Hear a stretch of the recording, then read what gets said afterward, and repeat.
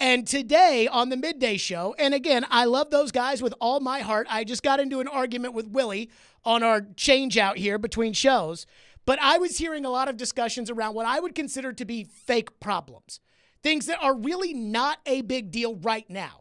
Things that the Titans shouldn't even really be thinking about, or the Titans shouldn't even really be caring about. And I think there are a lot of things that the Titans have to deal with that are, in fact, real problems. And they are the kind of things that really bother me right now. So I think it's important just to go over them one by one and tell you what the difference between a fake problem that you see on social media that Titan fans are, oh, what are we going to do? And a real problem that is, if you don't get this figured out come Labor Day, you're screwed. So let's start with our first real problem. Let's start with that one. Real problem. All right, the first real problem for the Titans, they have been horrendous when it comes to picking in the first and second rounds. I mean, it has been so bad of late that right now, where other teams are getting Justin Jefferson performances out of their 2020 first rounds and Joe Burrow, you're getting nothing. What are you getting out of your second round in 2020? Christian Fulton plays half the games, and he's not even that good at that. What are you getting out of your 2020 third round? Nothing. What are you getting out of your 2021 first round? Nothing. What are you getting out of your 2020 second round? 2021 second round? Nothing. So that's a big problem. And that is something now that is an issue. Because if the Titans had drafted Isaiah Wilson and he was a staple at tackle, and they had drafted Dylan Radins and he was a staple at the other tackle, and they had drafted Caleb Farley and he was a shutdown corner, they'd be fine. Unfortunately, it's not. Those are holes they have to fill. That is a real problem. Fake problem. What are we going to do with Derrick Henry and Kevin Byard's cap hits? These cap hits are too high. Anything cap related is a fake problem. Because when I hear things like, well, you know, that $19 million cap hit for Kevin Byard is too much money, fine, restructure it. Guess what? It's not $19 million anymore. Last year, people kept saying, Ryan Tannehill has the biggest cap hit at quarterback in the NFL. Right, because everybody else screwed with their quarterbacks' deals. The Vikings screwed with Kirk Cousins. The Chiefs screwed with Patrick Mahomes.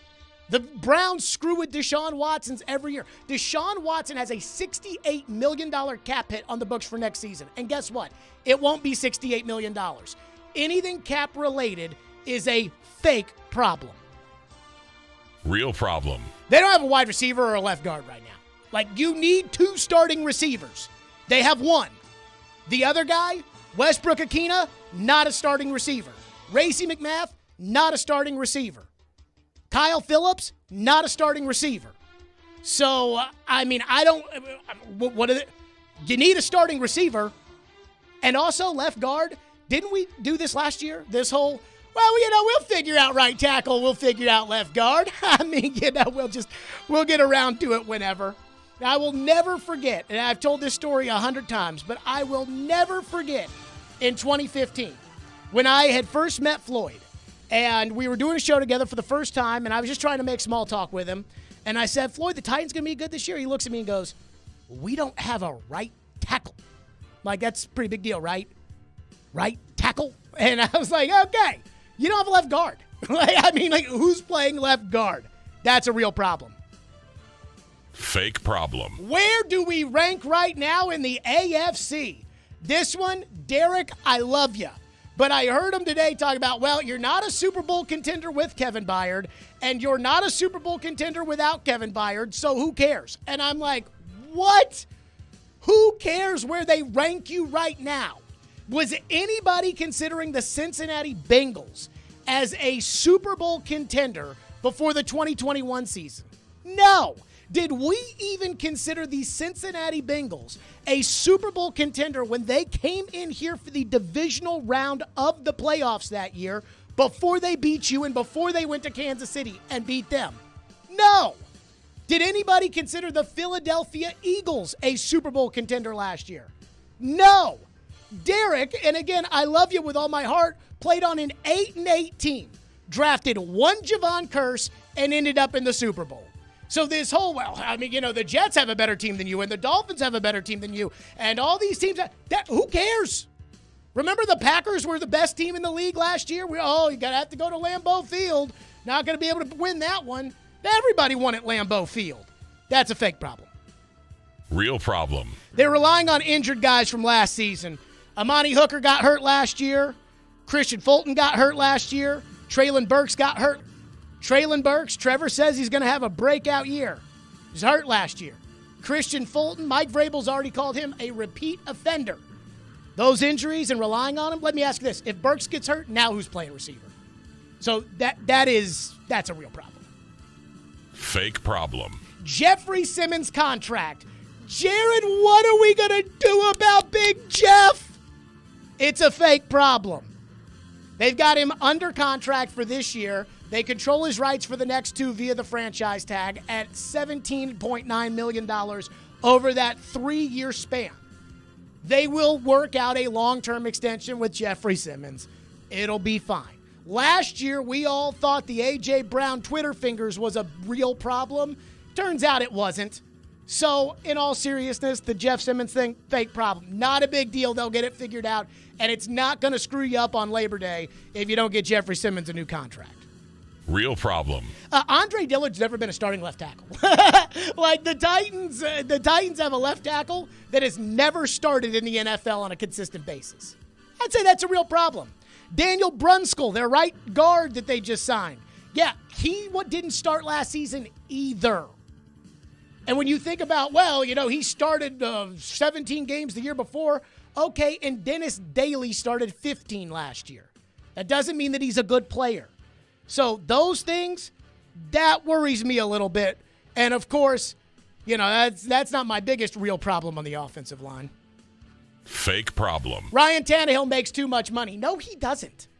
Where did the national media get this idea that Tannehill makes too much money, his cap hit is too high, and that they need to cut him? Because Derek Carr just signed for $100 million. Derek Carr is going to make $37.5 million. Tannehill's going to make $27 million in cash. And Tannehill's a better quarterback. I'm not going to tell you it's not close, but it's really not that close. Tannehill is a better quarterback over his career, over the last 3 years, and certainly last year when Tannehill wasn't throwing to A.J. Brown and Derek Carr was throwing to Devontae Adams. So Tannehill does not make too much money. Lamar Jackson's about to make $32.5, and everybody on TV thinks it's an insult. Tannehill's going to make $27. He doesn't make too much money. That's a fake problem. Real problem. Aaron Brewer weighs 270 pounds. This is the NFL, folks. Every time that somebody talks to me about the idea of Aaron Brewer starting, and you just look at him, he looks like a linebacker out there.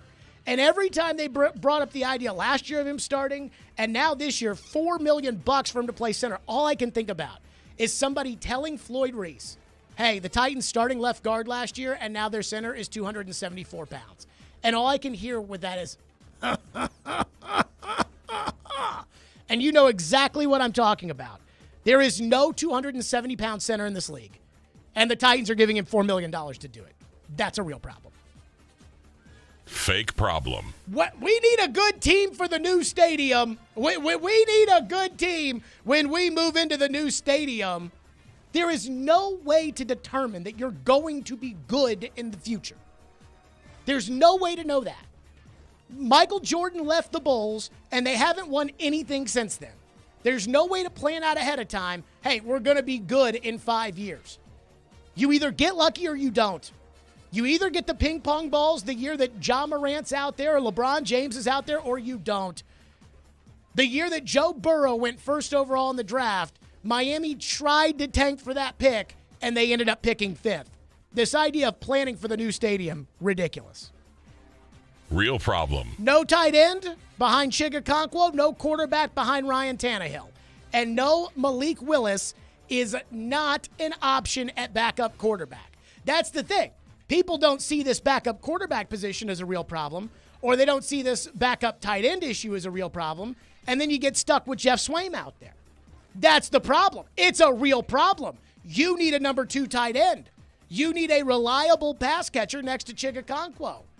I don't think the Titans are going to sign one. I think they're going to go into the season with Chigakonkwo, Kevin Rader, and they'll draft somebody in the 4th or 5th round. Well, they don't have a 4th round pick. With a 5th round pick this year, and that'll be their tight end room.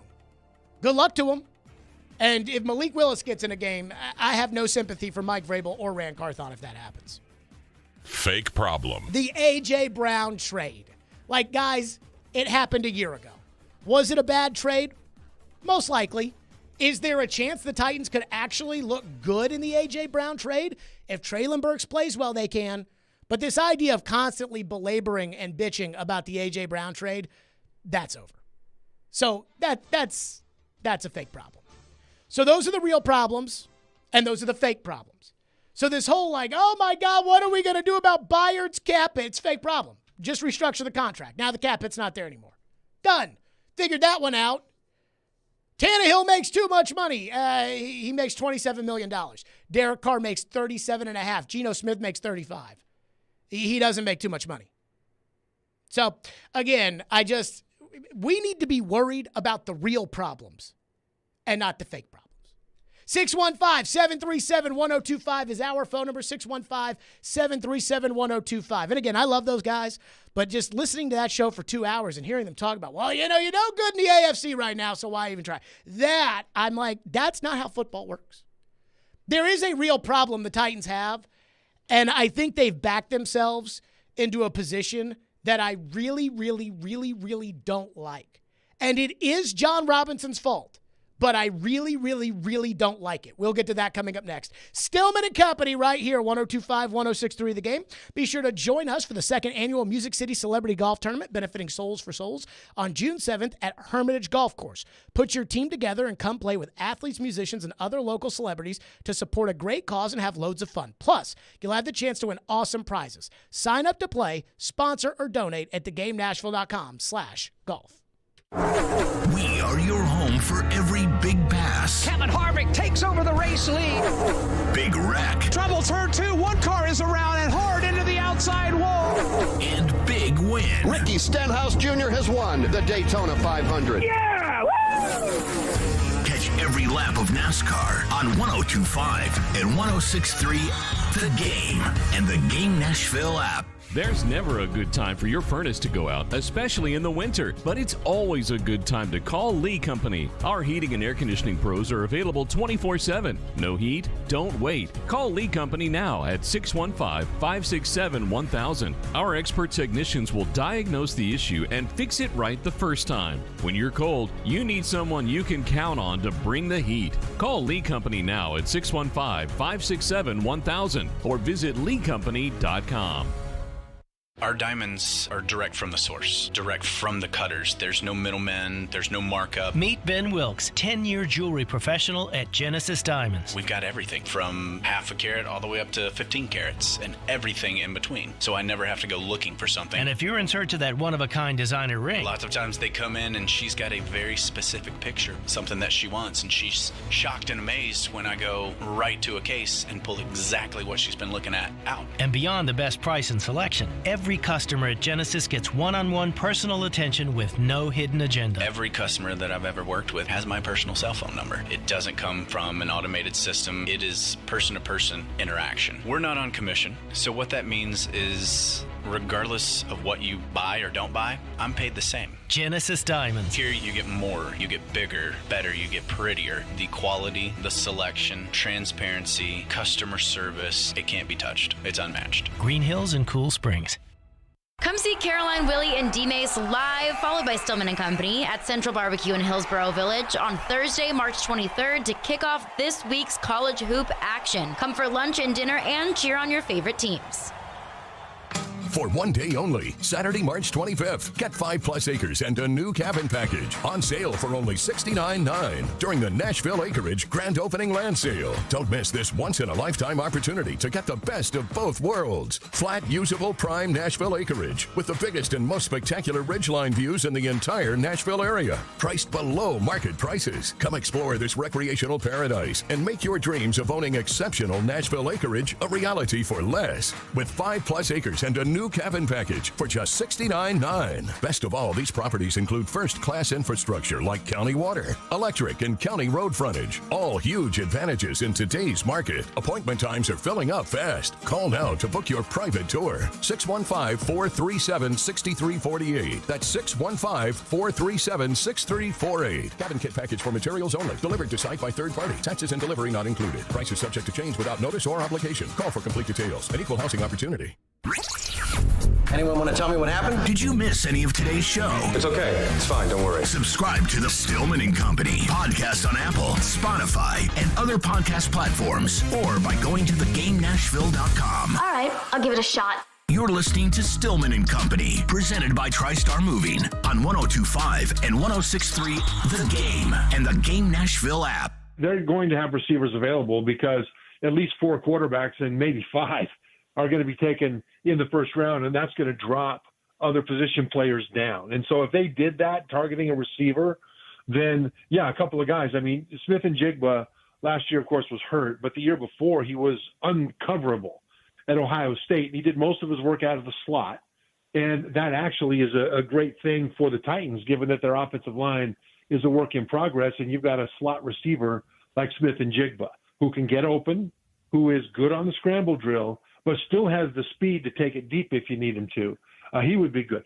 I think Zay Flowers and Quentin Johnston out of TCU are the most likely to have immediate impact in that position. And the reason is different for each guy. But in the range of 20, if any of those 3 receivers are there and they grab them, I think they will upgrade their playmaking ability tremendously. There you go. That was Trevor Maddich yesterday on the program about the receivers. And every mock draft that comes out, for the most part, does not have receivers going very high this year. And I think about the receivers that we've had in past years, the Jamar Chases, the Jordan Jeffersons,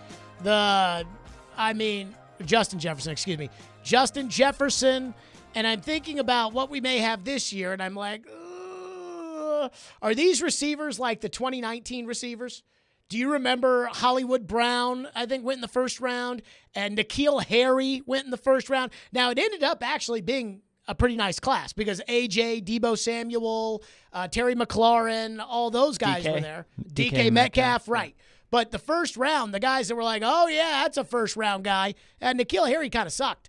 But I do think the Titans are backed into a corner at solving a real problem that they have. And that real problem is wide receiver.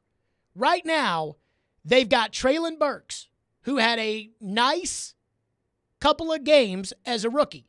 But he did not have a good rookie season. In fact, he had a bad rookie season, especially when you consider who he was replacing. And he's in. I mean, there's no other option there.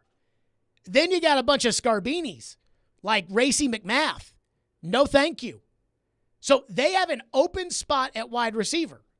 And all the guys that were available to be signed, yes, this wide receiver free agency class was not very good, I agree. Alan Lazard, Jacoby Myers, Juju Smith-Schuster. I don't think any of those guys are necessarily game changers. But at least they're starting receivers in the NFL. And the Titans do not have a second starting receiver right now in the NFL. I mean, Robert Woods was awful at times last year, dropping the football and not separating, but at least he was a starting receiver in the NFL.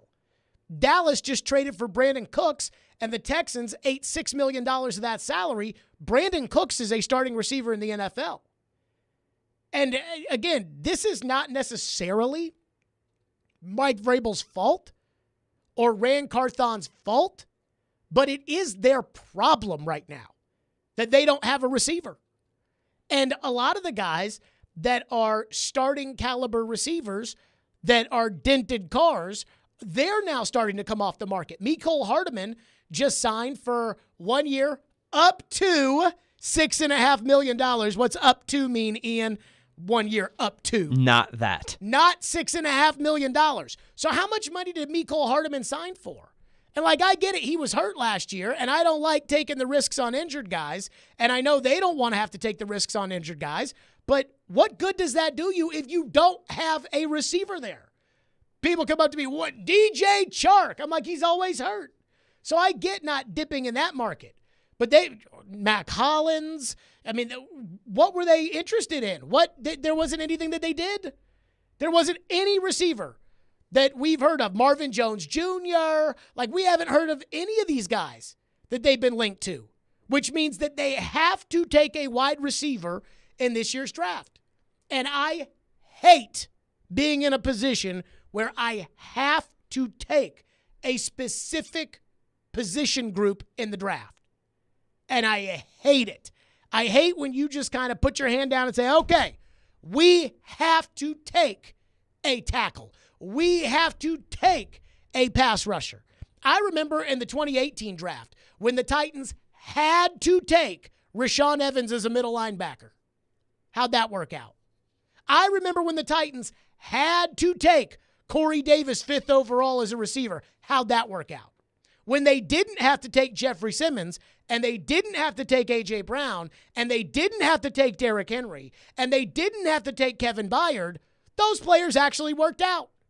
It's amazing.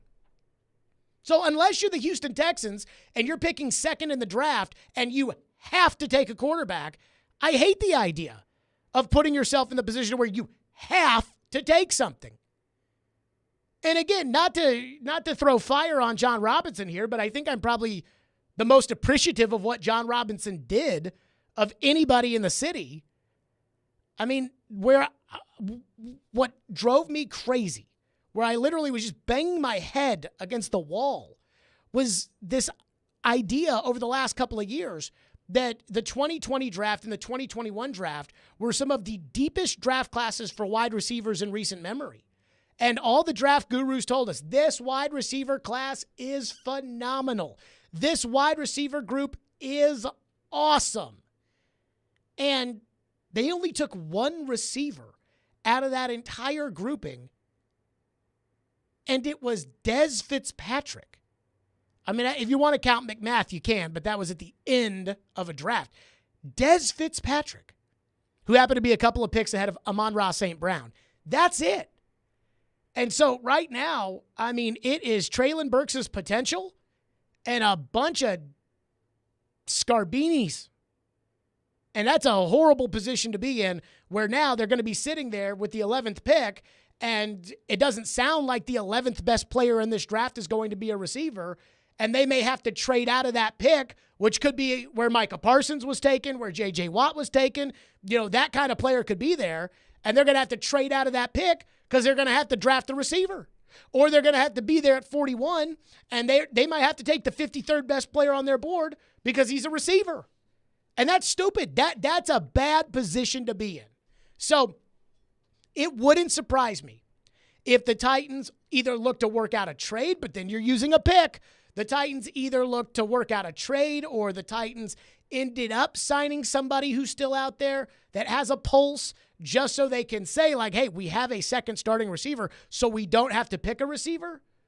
But this position they're in, when we're talking about real problems and fake problems, Derrick Henry's cap number does not bother me. You can change that however you want to. You can extend him, you can restructure him, you can cut him, you can do whatever you want. That doesn't bother me. The receiver, and the fact that they may have to go into the draft saying, we have to draft the receiver, that bothers me. 615-737-1025. We'll get to your phones. 615-737-1025. Plus, one of the top draft gurus has put his mock draft out there, and it is a player with the 11th overall pick for the Titans that I am an absolute no on. We'll get to that next. Stillman and Company. Hey, the Preds have a game tomorrow night, and it's your chance to participate in Preds Pick to Click, brought to you by TJ Anderson Homes of Benchmark Realty and Superbook Sports. If you correctly guess a Preds player that scores a goal in the game tomorrow night, you win a pair of tickets to an upcoming Preds home game. Participate in Pick to Click tomorrow morning at 8:45 with Robbie and Joe. Hey, this is Matt Duchene, and this is Smashville. Running down the left side with Duchene. Duchene scores! Matt Duchene with the overtime winner. You're listening to the flagship of the Nashville Predators radio network, ESPN 1025 The Game. Gary Ashton here. People walk up to me all the time and say, don't sell without the intel. This message couldn't be more true. Right now is a fantastic time to buy or sell your home in Nashville, but you can't do it without the intel. No one has more intel than the Gary Ashton team. So what is this intel we keep hearing about? Intel so you can sell your home without stagings or showings? Intel on where to find your next home so that you can sell your current home while the market is hot? And intel that helps you win the buyer battle and cash in on your home equity. For more intel, visit GaryAshton.com, where we can give you the insight and the most up-to-date real estate intel in Nashville. Plus, the Gary Ashton team is the official real estate team of the Nashville Predators. Get the confidence to sell your home and find the dream address without the stress. Visit us today at GaryAshton.com. That's GaryAshton.com. And remember, don't sell without the intel. Experience the crisp, clean, smooth, and refreshing pure agave flavor of Dulce Vida Tequila. Dulce Vida Tequila is made using only 100% USDA certified organic blue agave that is harvested from Los Altos, Mexico. Dulce Vida Blanco is additive-free and gluten-free. Try it for yourself. 1.5 ounce of Dulce Vida Blanco Tequila, 4 ounces of sparkling water, and a squeeze of lime for a delicious ranch water cocktail that is less than 100 calories. Dulce Vida Tequila, pure and simple. Do you have a VA loan? In this housing market, homeowners with VA loans have access to a ton of instant cash. Hey, Willie Donick here. Do you need cash to pay off credit cards and other high-interest loans? How does a check for 80 or 90 grand sound right now? Loan Pronto is helping veterans every day get the money they need with a quick and easy zero-cost cash-out refi with zero closing costs. With a VA loan, it's really cool because you can access up to 100% of your home's value. That's 100%. Use that money to pay off credit cards, home equity lines, car loan. Consolidate all your payments into one check per month and close in 2 weeks. Most homeowners who do this end up cutting their overall monthly payments by $800. And Loan Pronto's all-digital process makes it fast and easy. They're doing loans with super low APRs, and they love working with veterans. Call now. See what your options are. Call Loan Pronto, 615-499-5780. That's 615-499-5780, or go to loanpronto.com. Equal housing lender, NMLS 1661781, subject to lender approval. When looking to buy or sell a new home, economy comes into play, right? Hey, it's Withrow. Hunter, Richard, and the crew at Regal Realty Group are in the know about the housing market. Rates have started going back down and are more feasible, and Nashville is on the upswing again. The Regal Realty Group team can help you from contract to closing and everything in between. Their in-house title company, Monarch, will even come to wherever you are to close. These days, it's all about convenience, and Regal Realty Group makes it so convenient. Give them a call at 866-OUTKICK and let them get to work for you. When you want live and local, if they were just better at the offensive line, you can be a contender in the AFC again. They've had more winning seasons than not. 102.5 and 106.3 The Game has you covered. Looking for some national programming? Why do I want to get a running back like that 5 more years? The AFC now is so deep at quarterback. Check out 94.9 The Fan. Nashville's home for all things sports is 102.5 and 106.3 The Game and 94.9 The Fan. Hey Nashville, this is Mookie Betts. You're listening to Nashville's best sports talk, ESPN 102.5 The Game. What else here? No receivers taken in the top 10, but the Titans, they are on the clock at 11, and they're about to change that. Jackson Smith and Jigba, I can go to the video and show you. You know, what I really like about his game, he's a pure route runner. He's somebody that lives in the slot. If you go back to 2021, and this is that Rose Bowl that he absolutely went off in against Utah, but that's where his production comes from. He loves to work in the middle of the field. A lot of his production comes between the numbers. He's tough. He's got outstanding hands. You see him run through the ball right here. Again, working in that middle of the field. He's got a great awareness and feel, that instinct to work in space. He's not a true burner. He's not going to line up outside and run right by you. There's going to be plays like this where there's contested catches, but he can track it really well. He's got outstanding hands. And again, Buck, we always talk about it. It's those craftsmen, those route runners that translate really well to the next level. Even though I believe he's a slot only, this guy's going to have huge production at the next level. Daniel Jeremiah, NFL Network. He has the Titans with the 11th overall pick, taking wide receiver Jackson Smith-Njigba out of Ohio State. Ohio State had their pro day today, and as Louis Riddick was just on TV about 5 minutes ago, and I was watching it, I saw Mike Vrabel. He must have just gotten a haircut. Mike Vrabel walking right by Louis Riddick. So Of course, Mike Vrabel was never going to miss the Ohio State Pro Day. But Vrabel was there, and it's funny because I saw a lot of people saying, I think the Titans sent, according to Jim Nagy, 7 people to the Ohio State Pro Day. And so a lot of people are like, oh, this could mean that they could try to find a way to get in the C.J. Stroud sweepstakes. And I'm like, they're not getting in the C.J. Stroud sweepstakes. The thing is that Ohio State, like Alabama, has about 47 players that go into the NFL every year. And if you got 47 players that go into the NFL, there's a pretty good chance that you're one of 32 teams. You're going to end up with a player from Ohio State. Now, back to Jackson Smith and Jigba. Now, I'm not a draft guru. I cannot tell you who's a good receiver and who's not a good receiver. I thought Jerry Jeudy, when he was at Alabama, was going to be the truth. I thought he was the man, and he really hasn't done that much. And I thought Justin Jefferson at LSU, I thought he was just part of the crew. Jamar Chase, Clyde Edwards-Helaire, Randy Moss's kid, Joe Burrow. You know, Jefferson's lighting it up, but wouldn't you light it up with Joe Burrow as your quarterback and Jamar Chase on the other side? He's actually pretty good. So, I have no idea of telling you, Smith and Jigba or Quentin Johnston or Zay Flowers or any of that. But Jackson Smith and Jigba didn't play last year. Jackson Smith and Jigba got hurt in the first game against Notre Dame. He suffered a hamstring injury. He tried to come back throughout the course of the year, as you would want Jackson Smith and Jigba to try to do. I mean, look, if the Titans were to play the first game next year and Jackson Smith and Jigba were to get hurt, or any player were to get hurt with a hamstring injury, I'd want that player to come back. But he tried to come back, and he tried, and he tried, and as he tried and he tried, he couldn't really get back.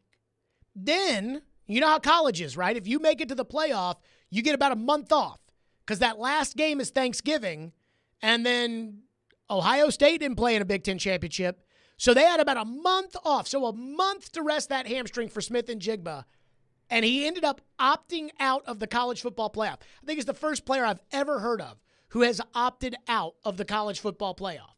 So Jackson Smith and Jigba opts out of that. And I'm like, he opted out of the playoff, like a chance to win the championship? And he was talking about his hamstring injury at the combine and was talking about how he felt it in his belly. And I'm like, I don't like hearing that. Now, he did run the 40 today, and he ran about, I saw one scout say it was a 4.5, which is not terrible. A.J. Brown's a 4.49, but A.J. Brown's a play strength guy. Jackson Smith and Jigba's not. But I'm just telling you right now, after all the problems this team has had with injuries, especially from rookie players, especially soft tissue injuries, you cannot draft Jackson Smith and Jigba in the first round of this draft. And I thought about it earlier today.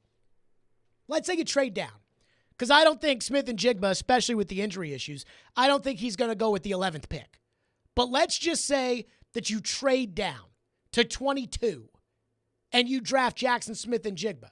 Well, if you trade from 11 to 22, you're probably going to get a third-round pick in this year's draft and a first-round pick, most likely, in next year's draft. And that's a good coup.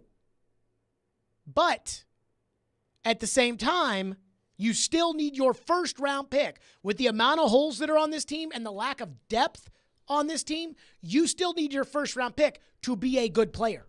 And so if you draft Smith and Jigba and that hamstring's an issue, that could be an issue for his whole career.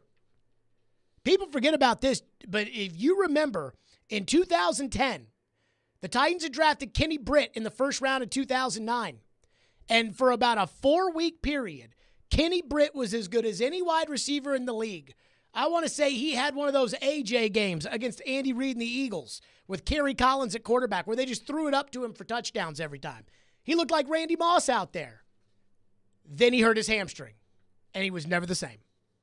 And so the hamstring with Smith and Jigba, I mean, I get it. Titans need a receiver. We told you, at this point, with the free agent market what it is, unless they trade for somebody, chances are they're going to have to take a receiver in the first 2 rounds of this year's draft.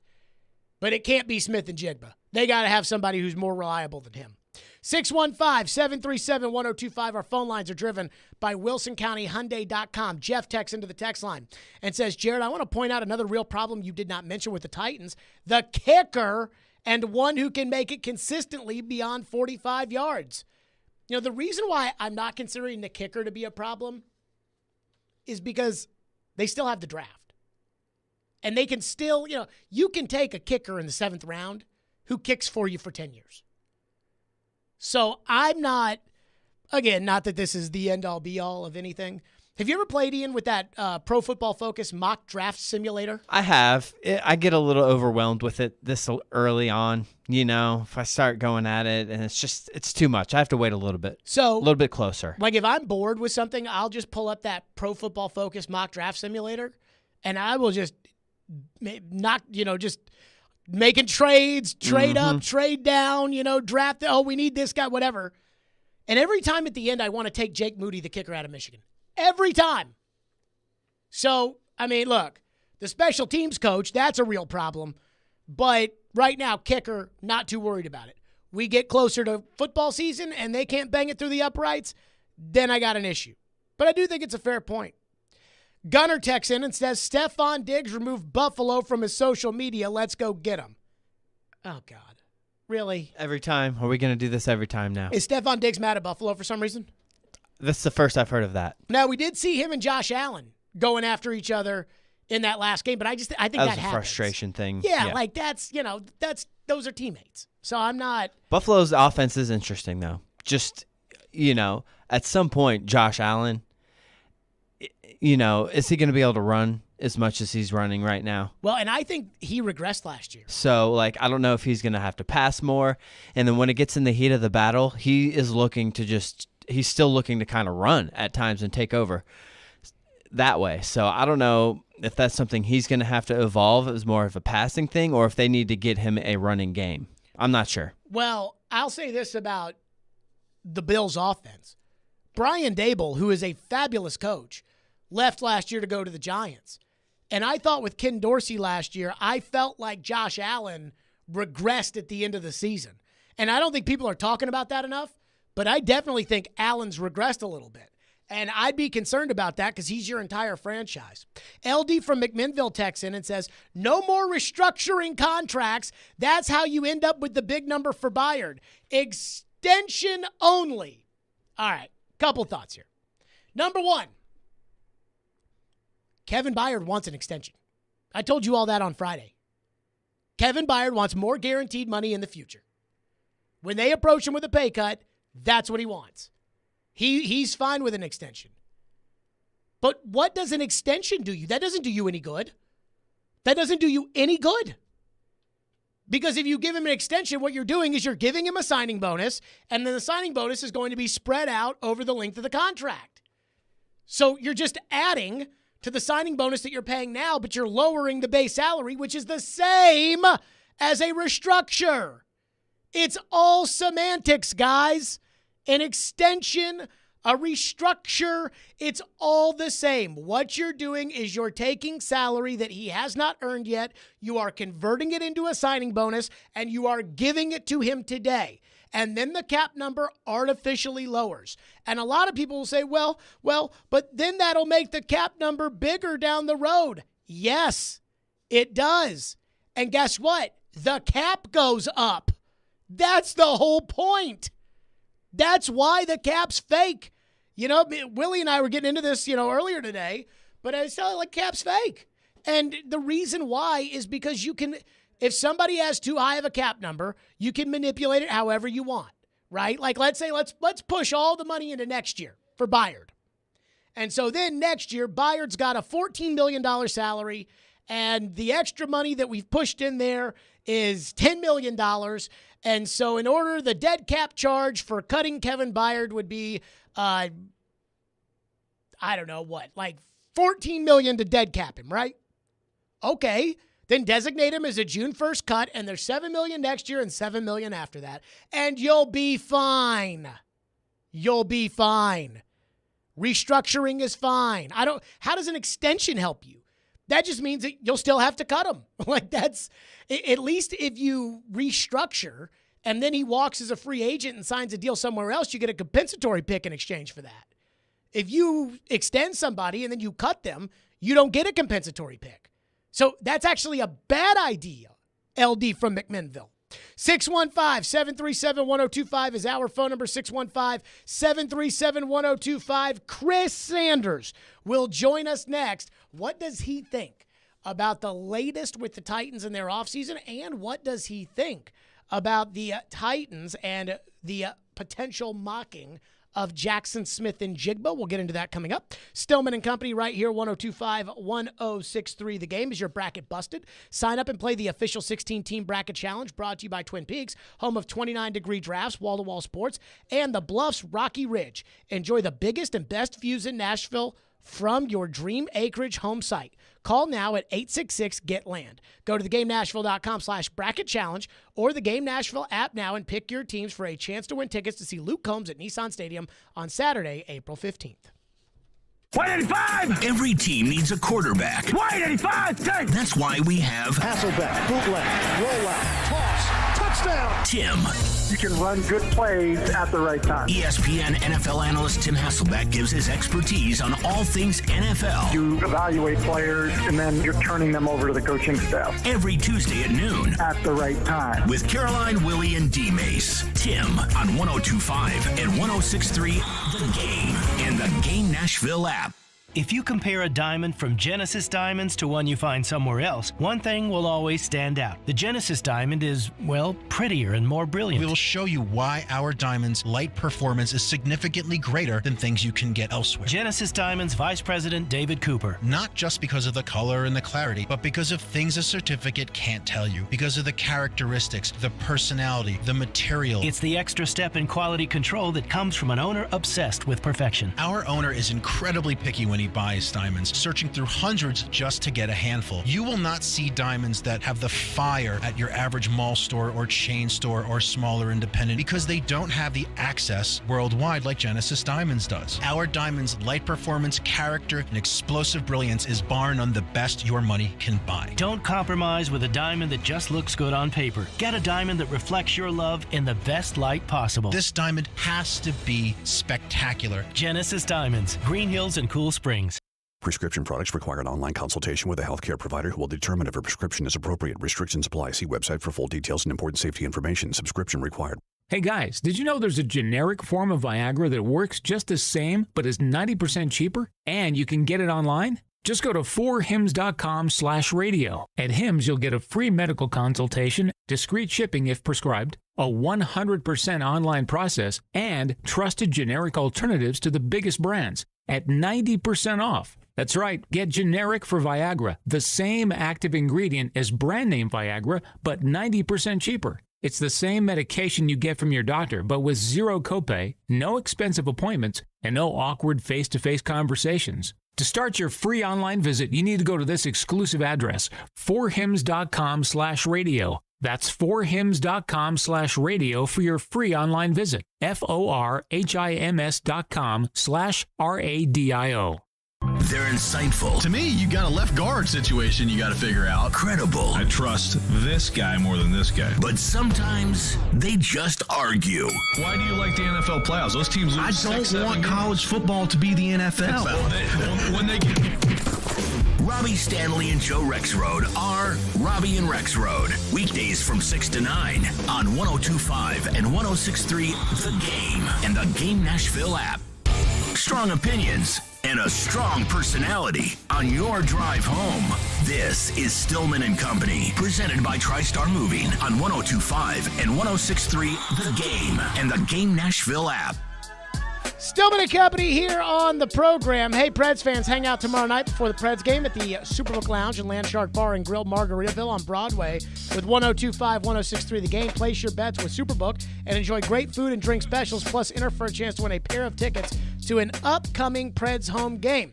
The Titans are now hitting the pro day circuit. It feels like, for the most part, their work is done in free agency. There is a trade that just went down after signing Mecole Hardman. The Jets have dealt Elijah Moore to the Cleveland Browns. The Jets receive a second-round pick in exchange for Moore, but also deal a third-round pick. So it's basically climbing 30 spots in the draft for Elijah Moore. And I'm sure there's a lot of Titan fans out there. They'll say, wait a minute, why were we not in on Elijah Moore? And I'm not incredibly familiar with how Elijah Moore has done since he's gotten into the NFL, but It sure beats the options outside of Burks. Westbrook, Akine, McMath, and Phillips. Chris Sanders joins us now on the program. Chris, I mean, at this point, it's like they have to draft a receiver in the first 2 rounds. I hate being in that position. It feels like no matter what they do, they never get better at wide receiver. Your thoughts? Yeah, I mean, they're going to have to get better. I mean, Burks is the only guy that can make plays. But the thing about it is you just don't want to go out there and just get a wide receiver. He's got to be an impact player. And some of the guys that I really like is Zay Flowers from Boston College, but also Jackson Smith and the Jig, but guys that can make plays. Because if you look at the Titans roster, I mean, the only person on there that is capable of making plays is Burks. And you got to get somebody to complement, because what they're going to do, if you don't get nobody on the other side that complements Burks, it can be a long day for the Tennessee Titans. Chris, what do you think of the whole Kevin Byard situation? It's kind of tough, because I'm kind of in conflicting ways, because I look at it this: every player wants to get their money, everybody wants to be respected, all those things. But here's where I kind of differ from that is when you're a leader of the team, sometimes you got to make sacrifices. Sometimes it's going to cost you. And I think for this situation, if they ask you to take a pay cut as a leader, this is just me, I'm not putting this on anybody else, as a leader, I would do that. And I shared a situation is, I think it was in 1999, is Floyd Reese called and asked me, he said, Chris, we need to get under the salary cap. So I preached team the whole time. We're a team. We're all in this together. So why wouldn't I take a $600,000 pay cut to help the team? That's how I look at it. I don't put that on any other player. But if you're a leader of this Tennessee Titans team, sometimes it's going to cost you, and this may cost them a lot of money. Yeah, but what would have happened to you if you hadn't taken that pay cut? I would have got cut. Okay. So, I mean, I think there's real leverage here for Kevin Byard. Oh, 100%. And right now, the Titans have the lowest payroll right now in the NFL. So if I'm Kevin Byard, you have the lowest payroll in the NFL. You're already under the cap right now. Why are you coming to me and asking me to take a pay cut when I am the one guy around here who actually carries my weight? I mean, and that's the kind of case that I'm making. He's 100% right in that case. But at the end of the day, I mean, you know, when you're a leader, you're going to have to make some tough decisions. But he's got to do what's best for Byard. If he feels, and the thing about it is, it's the one thing we got to understand is he knows his worth. He's one of the best.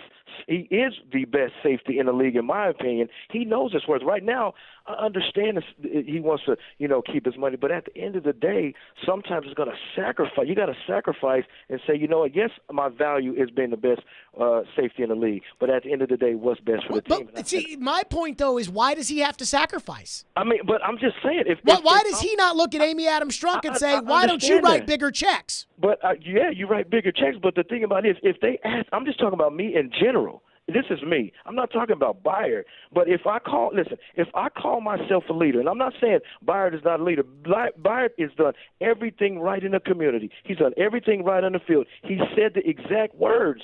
But at the end of the day, when it costs you something, then why are we like, oh, no, I'm not doing that? That's how I'm looking at it. And I'm not saying my way is right. I'm not saying it's wrong.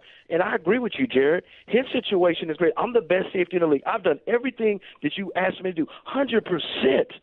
But if it helps my team, then I'm going to sacrifice and do it. That's just me. I'm not saying that's Byard. I mean, Chris, I love you, but I mean, like, to me, I think that's the Titans have the lowest payroll in the NFL right now. I agree with you. The Titans are under the cap. Which is fake anyways. But the Titans are under the cap. And they're going to Kevin Byard and saying, we want you to take a pay cut. If I'm Kevin Byard, I'm saying no. I mean, Kevin Byard is the 5th highest paid safety in the league. He's probably the 5th best safety in the league. Right. I don't understand how he has to sacrifice for the team. Why does the team not sacrifice for him? No, I agree with you 100%. Both scenarios are absolutely right, Jared. But I'm just saying, as a leader, As a leader, sometimes it's going to cost you. And I'm not saying what you're saying is wrong, because what you're saying, Jared, I agree with you. But sometimes, you're going to show your team that even though you didn't do anything wrong, you're still willing to sacrifice for your team. I'm going to bat for that cat. That's the way that I'm looking at it. I know everybody's looking at dollars and this and that, which is great. But we always talk about, hey, I want to be a great leader, and I want to lead in the right way. So sacrifice for your team. But I don't think the team nickel and diming you and you accepting it is good leadership. I think it's bad business. I agree. I think it's letting the team take advantage of you. Okay, I mean, I agree with that. Is that good leadership if you don't let the team take advantage of you? No. I'm not saying that. I mean, what you're saying, Jared, is I agree with you. Everything that you're saying is I agree with you 100%. But as a leader, and they ask you to do something. So what I'm saying, you ask me to do all these things. You want me to show up on time. You want me to do all these things. You want me to be a leader on the field. But then when I ask you to take a pay cut, I say no. So I'm a leader when it benefits me. That's what I'm saying. I'm not looking at the dollars. I can care less about the dollars. I'm just saying, you know, if I'm going to take a pay cut that's going to benefit with 3 other guys getting signed, then why wouldn't I do that? Because they don't need to get you to take a pay cut. Well, what if they're getting a pay cut to maybe? Is Mike Vrabel taking a pay cut for Jeffrey Simmons? Is Rand Carthon taking a pay cut? That's totally different. No, it's not. No, it is not different. No. Here's why it's not different. The Titans right now have $169 million, according to Spot Track, that they're spending. They spent $217 million last year. Who are they trying to sign? Simmons, right? That's going to cost them $20 million. Okay, they have that money. Okay, so why do you think they asked him for a pay cut? Just because they thought they'd get it? They thought they'd take advantage of the fact that he wants to be here. They'd scare him with the possibility that he might be released, and he said, "Screw it, release me." Do you think that they would really come to him if they didn't really need him to take a pay cut because he's one of the best safety in this league? No. Yes, I think they were trying to take advantage of him, and they got caught. I don't think they're trying to take advantage. I really don't. They trying to find some money somewhere to try to sign the guys that they need to sign. Period. Then where's the money? Like they're dead last in the league, Chris. Where's the money? I don't know, but it's just for me, me personally, and I know a lot of people are like, man, Chris is crazy. How in the world can he say that? But as a leader, it's going to cost you sometimes to benefit for somebody else. That's how I'm looking at it.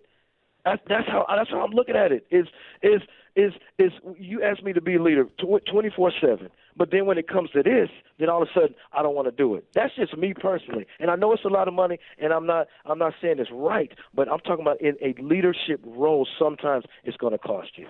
Chris Sanders with us. What do you make of the fact that the Titans don't seem to be looking for backup tight ends outside of Okonkwo, and it doesn't feel like they're looking for wide receivers in the free agent market outside of Burks?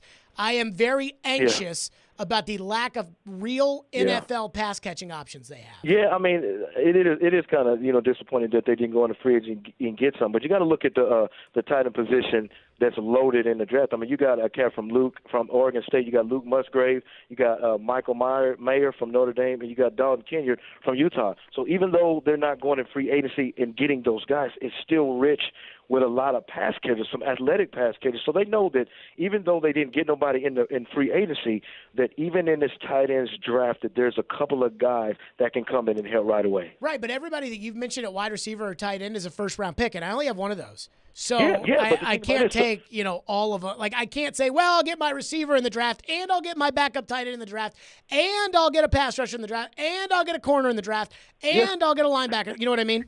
Yeah, but I agree with you. But if you look at the tight end, there's those 5 guys that I named. There's still some other guys that are capable to make some plays, like Davis Allen from Clemson. You got Sam Laporta from Iowa, guys that are flat out playmakers. So even though you might not get those 4 or 5 guys that I named, it's still rich with wide receivers and tight ends. Last one for you. Yes. How worried are you with Josh Dobbs going to Cleveland that Malik Willis is going to be the backup quarterback next year? They're going to have to find somebody. I mean, because, Malik Willis is going to have to progress really, really, really, really quick. Because the thing about it is if you try to put him in a situation that would you bet on him being able to do that? He's got to develop. I'm saying it's great. He's still got to develop at a quarterback. But here's the thing I love about him. He's taking the right steps. He's calling, veteran quarterbacks and getting ideas. But I believe he can do it. But it's going to take a little bit of development, Garrett. Who are the veteran quarterbacks he's calling that are not Tannehill? I don't know, but they said he's calling some people. But if calling Kirk Cousins. Stop. Chris Sanders, as always, joining us on the program. Chris, great stuff. Appreciate you. Love you, bro. Thank you, man. Yep. Bye-bye. Chris Sanders joining us on the show. Boy. I hope for Chris's sake. Like, I love Chris with all my heart. But if the team came to me and they had the lowest payroll in the NFL and they were out there signing these backup players that are now going to be starters because they don't want to spend money on real starters, and they asked me, an all-pro who's a real starter in the NFL, to take a pay cut, I'd be like, up yours. Spend some more money on the team, and then we can talk. Apparently, Austin Hooper's agreed to a one-year deal with the Raiders, so there goes that as far as the Titans looking for a pass-catching tight end. I thought Hooper was a good player. I thought they misused him last year. I thought Vrabel didn't like him. I thought Downing was terrible, and yet just taken from Ryan Tannehill. They never let him develop any chemistry with anybody. I feel bad for Tannehill. 615-737-1025. Boy, the crying for Duke has just been so loud. But there is one guy out there who didn't shed a tear, and I think it is worth noting and very, very notable. We'll get to that next. Hiller Plumbing, Heating, Cooling, and Electrical. Those are my guys. Hiller takes great care of my home, and they can do the exact same for you. Hey, sometimes replacing equipment in your home can be overlooked until something breaks, but there's actually big problems that can come from outdated old vintage HVAC systems. Older systems have higher repair costs and require more maintenance and result in higher utility bills. Even worse, they can break down when you need them the most. This month, during Hiller's Vintage Showdown, they're giving away a free HVAC system to the owner of the oldest unit. It's easy to enter. Just go online to happyhiller.com and submit a picture of your old unit. Plus, everybody wins with trade-in credits and 0% interest financing for up to 48 months on replacements. That's Hiller Plumbing, Heating, Cooling, and Electrical. My guys, proud supporters of the Preds, the Vols, and Vandy. Hiller, call the Happy Face Truck today. All the big plays. Tannehill, entering right up the middle. Touchdown, Tennessee. All the big stories. The Titans' window to contend is however long Derrick Henry stays Derrick Henry. All in one place. We are Nashville's best sports talk. 102.5 and 106.3. Gets it back and scores. Our execution was good. They have not found their groove. It's always great to win in this league. It's tough to win. The Game and the Game Nashville app. ElectronicExpress.com. We make it happen. Attention all fire and safety line experts. Middle Tennessee's fastest growing fire protection company is looking for experienced service technicians, designers, and sprinkler system experts like you. Tired of working for a large corporate employer? Work for a company where you're more than just a number. Jarrett Fire Protection is owned and operated by Nashville natives and wants to invite you to grow with their amazing team. Hi, I'm Jason Jarrett, owner of Jarrett Companies. I'm looking to hire experienced sprinkler experts and will offer a sign-on bonus of up to $5,000 for certified professionals. In addition to our great benefits that include a 401k match, PTO, and top pay with annual bonuses, we will also provide you with the top-of-the-line tools, trucks, and equipment that you need to grow your career. Our customer base is large and business is booming with many opportunities for advancement. Give us a call or go online to jarrettfire.com and apply today to become a member of our family and protect our community. That's JARRETT fire.com. Jarrett Companies, where we are above and beyond industry standards. Your Game Center update. This Game Center update is brought to you by the law offices of Amanda J. Gentry. The Nashville Predators had a nice rebound game in Buffalo last night, taking down the Sabres 7-3. Rookie Luke Evangelista tallied 4 points with 2 goals and 2 assists to lead the way. He's the first rookie in Preds history to record 4 points in a single period. Don't miss the latest edition of Smashville Live tonight starting at 6. Max Hurst and Hal Gill will be joined by Preds players Alex Carrier and Jeremy Lozon. Nashville is back in action on Thursday when they host Seattle. Vandy Hoops returns to the Memorial Hardwood tonight as they host UAB in the NIT quarterfinals. Head coach Jerry Stackhouse was on Caroline, Willie, and D-Mace today and talked about how the team has been playing down the stretch. It's fun to watch, man. It's fun to watch these guys compete.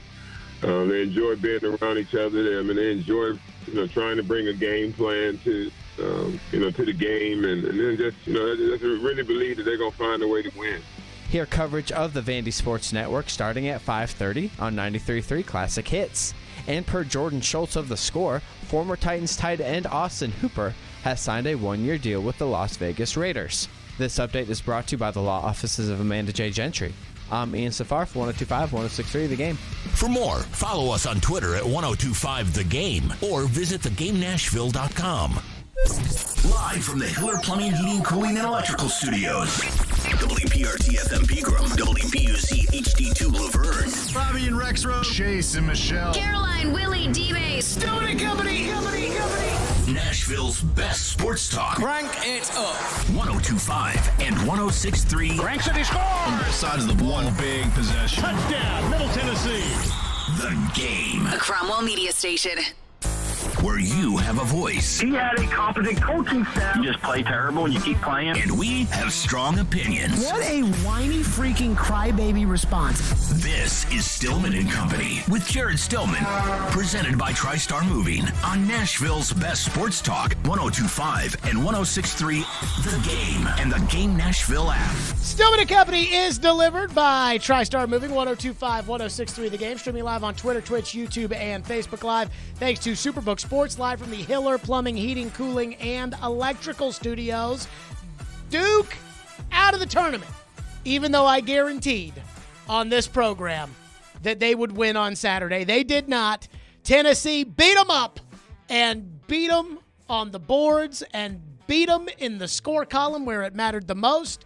And Tennessee is on to the Sweet 16 where they will beat FAU and then they will play, you would hope for Tennessee, Kansas State in the Elite Eight, and maybe even on to the Final Four for the Volunteers, which is amazing because I never thought that was possible, especially once Zakai Ziegler got hurt. But there was a lot of crying in favor of Duke after the game on Saturday.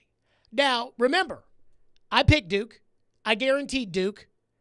And you didn't hear a word out of me as far as complaining about the officiating at all for that game on Saturday. I thought it was a great game plan by Rick Barnes.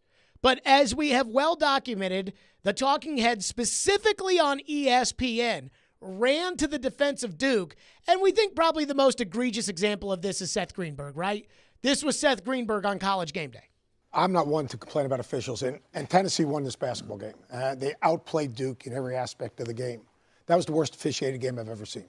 I mean, right from the first play, and not just coming from me. I was texting with a number of officials, a number of NBA people. They said that game was 10 times more physical than any NBA game that's been played in the last 5 years. That went back to the 80s. Went back to the 80s, 90s. Exactly. Yes. You cannot redefine a foul. It's either a foul or it isn't a foul. And once you redefine a foul, you can't go back. And then the other side, I mean, Jeremy Roach should have been out of the game. They called a foul on Jeremy Roach. They switched it to Proctor. That game was horrifically officiated. Yet, Tennessee deserved to win and won the basketball game. Cromwell was absolutely terrific. But I'm all for playing defense, as you guys know. My teams are fairly physical. But the way the game is supposed to be played right now, forget about freedom of movement. There was no movement. It was you were not able to run any offense.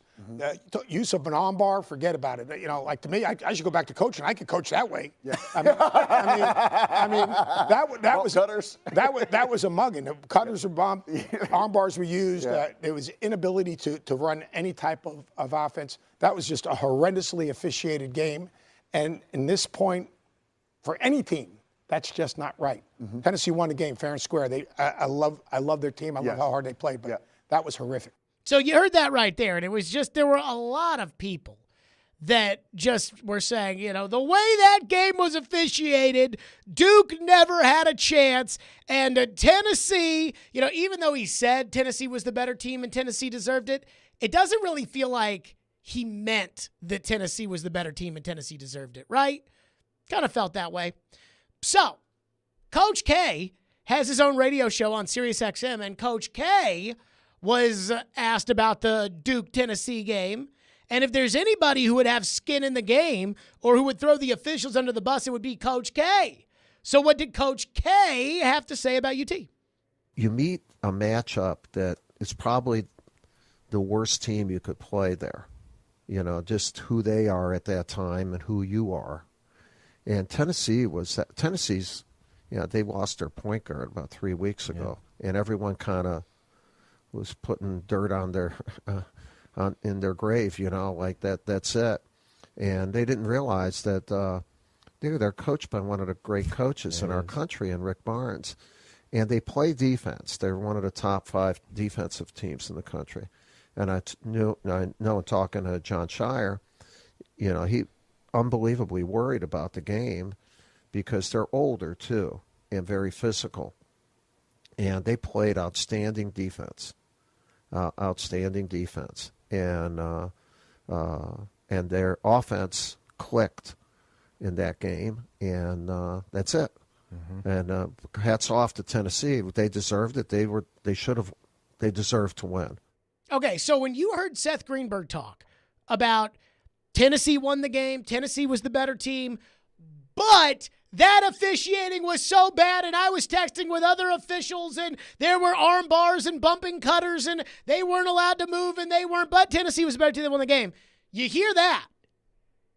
And like I said, it doesn't really feel like Seth Greenberg meant it. It doesn't really feel like all the talking heads on ESPN, whether it's Jay Billis or whomever it may be, the people that have become the Boohoo Calipari crew, it doesn't really feel like they actually believe that Tennessee was the better team on Saturday or that Tennessee deserved to win. It's almost like they're treating it as if this were a video game and Tennessee used a cheat code. And it's like they use that cheat code and so it doesn't count. But then there's Coach K, and on the other side, Coach K saying, they're a better team. You got to give them credit. They played great defense, and they played great defense in that game. And I was talking to John Shire before the game, and that's what we were worried about going into that game was Tennessee could play great defense. And sometimes you run into the matchup where the other team offensively hits some big shots, and you have to congratulate them. It felt like Coach K was being sincere in his crediting of Tennessee. And so I don't know what's happened at ESPN. I feel like there's some kind of disease or something that, it's like a Duke apology gene or something like that. And I was the guy last week that thought Duke was going to win the national championship or at least get to the Final Four. I was the guy last week who said no chance to beat Duke. But I watched the game Saturday, and after watching the game Saturday, I said hats off to Rick Barnes. It's the best I've ever seen him coach in a big game with stakes that high at Tennessee, ever. It's a great coaching performance by Coach Barnes. And yet it's like everybody on just ESPN. Didn't hear anybody on CBS taking anything away from Tennessee. After that game was over, you had Greg Gumbel and Charles Barkley and Clark Kellogg, and they were, great coaching performance by Rick Barnes. Great job by the Vols. Physical game. Not, the officiating was so bad. But it's like ESPN has just decided, hey, we are going to come to the defense of Duke. And that I don't understand. The other thing I don't understand about ESPN with this past weekend, every single person, whether it's Seth Greenberg getting mad at me, whether it's Jay Billis, I saw Jay Williams send out a tweet the other day about, you watch Coach Calipari, he will have Kentucky ready to go. You watch, UK will be back next season. I'm like, based on what? They haven't been good in 4 years. So now all of a sudden, out of nowhere, now he is going to have a good recruiting class, but it's weird, man. These basketball bennies, and that's what these guys are. They're the guys who care about basketball in November when the rest of us are watching football. It's like they have this feeling that we're all wrong about basketball. We don't understand it. We don't get it. And it's like this ESPN brain think. It's like this group think of like, this is how everybody at ESPN feels about Duke losing. And then you got Coach K saying, hey, Tennessee played great. Tennessee, that was a great game plan. Rick Barnes is a great coach. That was, which, I have my issues with that. But Coach K saying, Rick Barnes is a great coach. Tennessee played great defense. Tennessee played great. Coach K, you can shake their hands. You got to tip your cap to him. He's not crying over that performance. He's not blaming the referees. He's not mad about the way the game was officiated. And I'm sure, without seeing it, I have a pretty good feeling Coach K was probably watching the game on TV and probably yelling, that's a foul, call the foul. When Filipowski gets bloodied and they're looking at it at the monitor, I'm sure Coach K has an opinion on it. But when all was said and done, Coach K didn't blame the refs. Coach K shrugged his shoulders and just said, hey, got to give credit to Tennessee. And I wish everybody would do it instead of this weird boo-hoo chorus of crying about the officiating for Duke. 615-737-1025 is our phone number, 615-737-1025. I feel very strongly about something that if you're a big Tennessee fan, I think it's going to make you very uncomfortable. We'll get to that coming up next. Stillman and Company right here on 102.5, 106.3 The Game. Speaking of tomorrow with the games kicking off, come see Caroline, Willie, and D-Mace live, followed by yours truly, tomorrow at Central Barbecue in Hillsboro Village. Come by for some great Memphis-style barbecue and catch your favorite teams compete in the tournament. Again, that's Central Barbecue in Hillsboro Village tomorrow for Caroline, Willie, D-Mace, and Stillman and Company. 102.5, 106.3 The Game. Want the latest on college football and Nashville sports? They can be a fully formed model of what they're going to be offensively moving forward. Join Outkick 360's Chad Withrow every Friday at 5 with Stillman and Company. You don't know what's going to happen with the roster or the team. He'll bring opinions and charisma for a full half hour every week. This is a good lesson about sports and what we think and what actually happens. Chad Withrow on 102.5 and 106.3 The Game and the Game Nashville app. What's up, everybody? Michelle Knezvik here for Superbook Sports. And listen, make 2023 the year you beat Vegas. Superbook Sports gives you the chance every week to go head-to-head with the best odds makers in Las Vegas. No fancy computer algorithms, no guys across the pond setting lines for American sports, just the best team of odds makers in the business behind the counter at Superbook in Las Vegas. Plus, check out some of the best odds boosts and promo bets anywhere. Download the Superbook Sportsbook app or visit superbook.com to start your battle against Vegas right now. Visit superbook.com for terms and conditions. Gambling problem, call 1-800-889-9789. Calling a criminal defense lawyer or a divorce lawyer, you may think it's the worst day of your life. It doesn't have to be. If you have quality, competent representation who can guide you through a complex system, we can do that for you. Despite if you've been arrested for a DUI or a robbery charge, whether or not you're going through a divorce or a post-divorce, or demanding your fundamental constitutional right to parent your children. 615-604-6263. AmandaJGentry.com. Golfers, tee it up at Edwin Watts Golf Shops for the hottest new arrivals from Titleist. Check out the new Pro V1 golf balls, designed for longer distance, more consistency, and unrivaled control. Swing by Edwin Watts Golf Shops and elevate your game with the new TSR Woods, engineered faster, longer, and straighter. Come in and get custom fit for free today. Edwin Watts Golf Shops, home of the 90-day satisfaction guarantee, unmatched service, unmatched expertise. For one day only, Saturday, March 25th, get 5+ acres and a new cabin package on sale for only $69.9 during the Nashville Acreage Grand Opening Land Sale. Don't miss this once-in-a-lifetime opportunity to get the best of both worlds. Flat, usable, prime Nashville acreage with the biggest and most spectacular ridgeline views in the entire Nashville area. Priced below market prices. Come explore this recreational paradise and make your dreams of owning exceptional Nashville acreage a reality for less. With 5+ acres and a new cabin package for just $69.9. Best of all, these properties include first-class infrastructure like county water, electric, and county road frontage. All huge advantages in today's market. Appointment times are filling up fast. Call now to book your private tour. 615-437-6348. That's 615-437-6348. Cabin kit package for materials only. Delivered to site by third party. Taxes and delivery not included. Price is subject to change without notice or obligation. Call for complete details. An equal housing opportunity. We try to stay cool by being on social media. I'm with it. I'm hip. Follow us on Twitter at 1025 The Game and on Instagram at 1025 The Game Nashville. Hey! Oh, yeah. And like us on Facebook, too. You're listening to Stillman and Company, presented by TriStar Moving on 1025 and 1063 The Game and the Game Nashville app.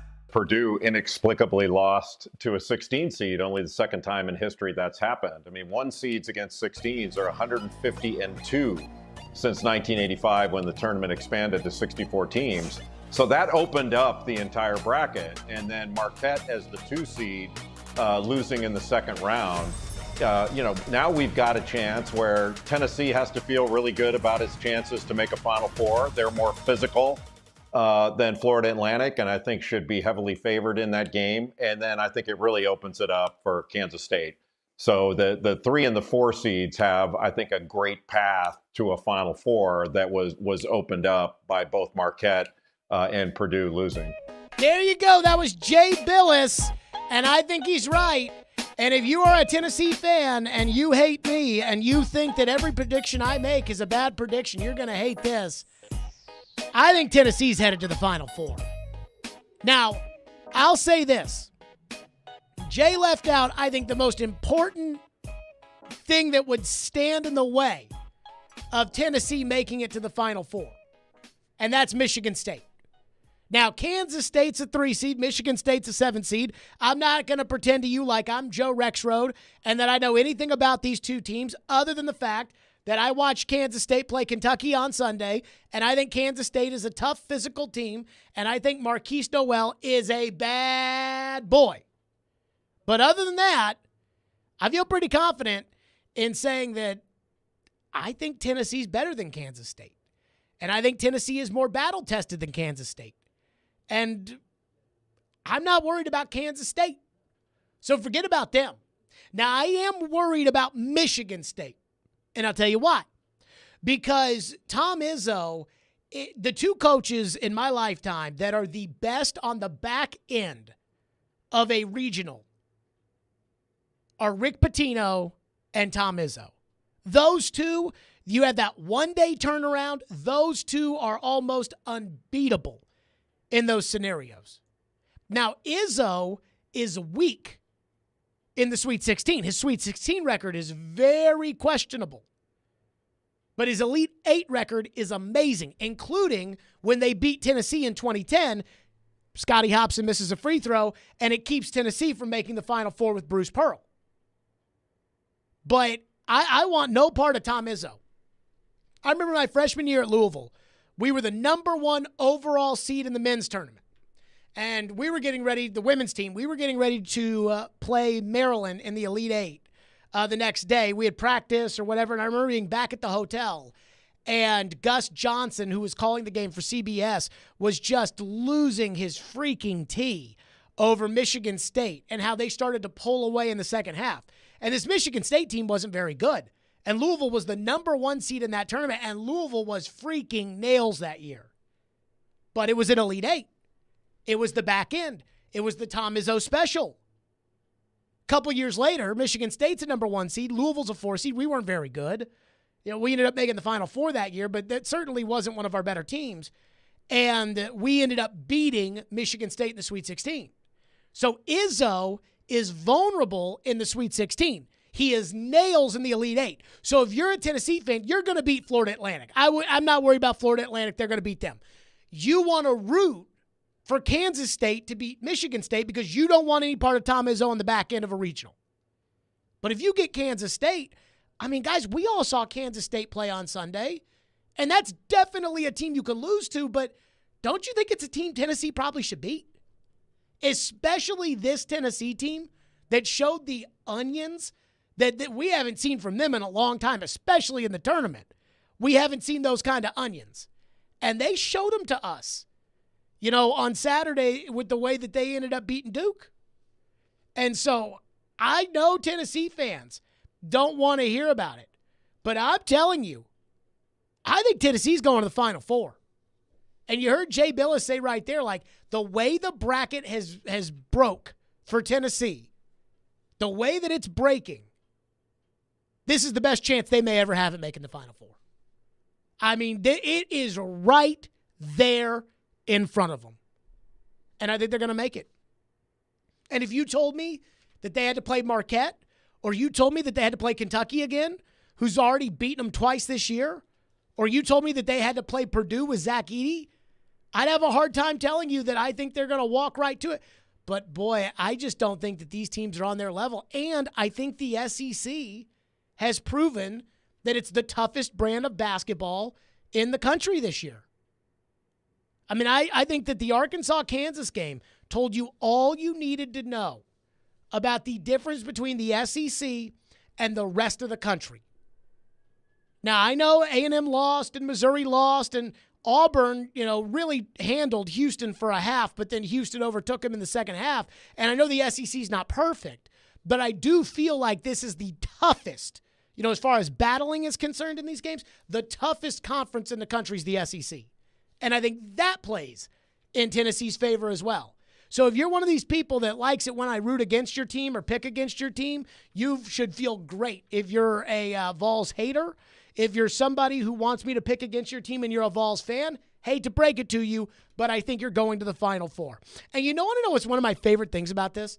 So I saw Matt Jones from Kentucky Sports Radio send out a tweet about how some of the Kentucky teams that have been the best team in the country didn't even make it to the Final Four.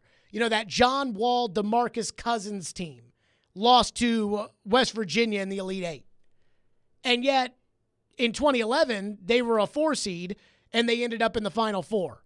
In 2014, I think they were a 9 seed, and they ended up in the national championship game. So, crazy things happen in this tournament. And I think that, just because it's your best team or it's your best chance to get to the Final Four doesn't mean you're going to get to the Final Four. And then there are years like this where everything just happens to go right at the right time. You beat the crap out of Duke with a great game plan. You surprised Duke. They weren't ready for that. And you beat them fair and square. Marquette lost. Purdue lost. All these teams lost. I grew up a fan of the Atlanta Braves. And in the 90s, and that was when I was a kid, the 90s, the Braves had one of the best teams every single year.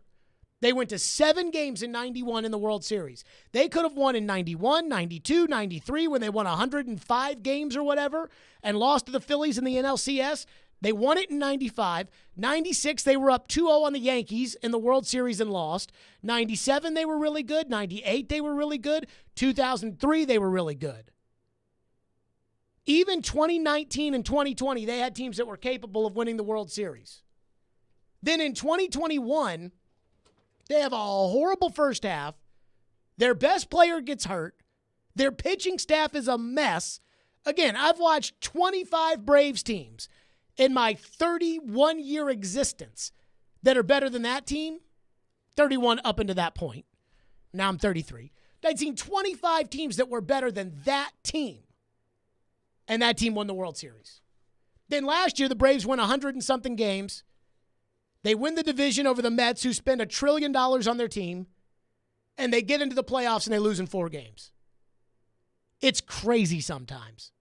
That's why I hear all this talk about the Titans, and people say, well, the Titans, they don't have a chance of, making it to they don't have a chance of doing better than making it to the divisional round of the playoffs. And I'm like, you don't know that. That's why these things are crazy.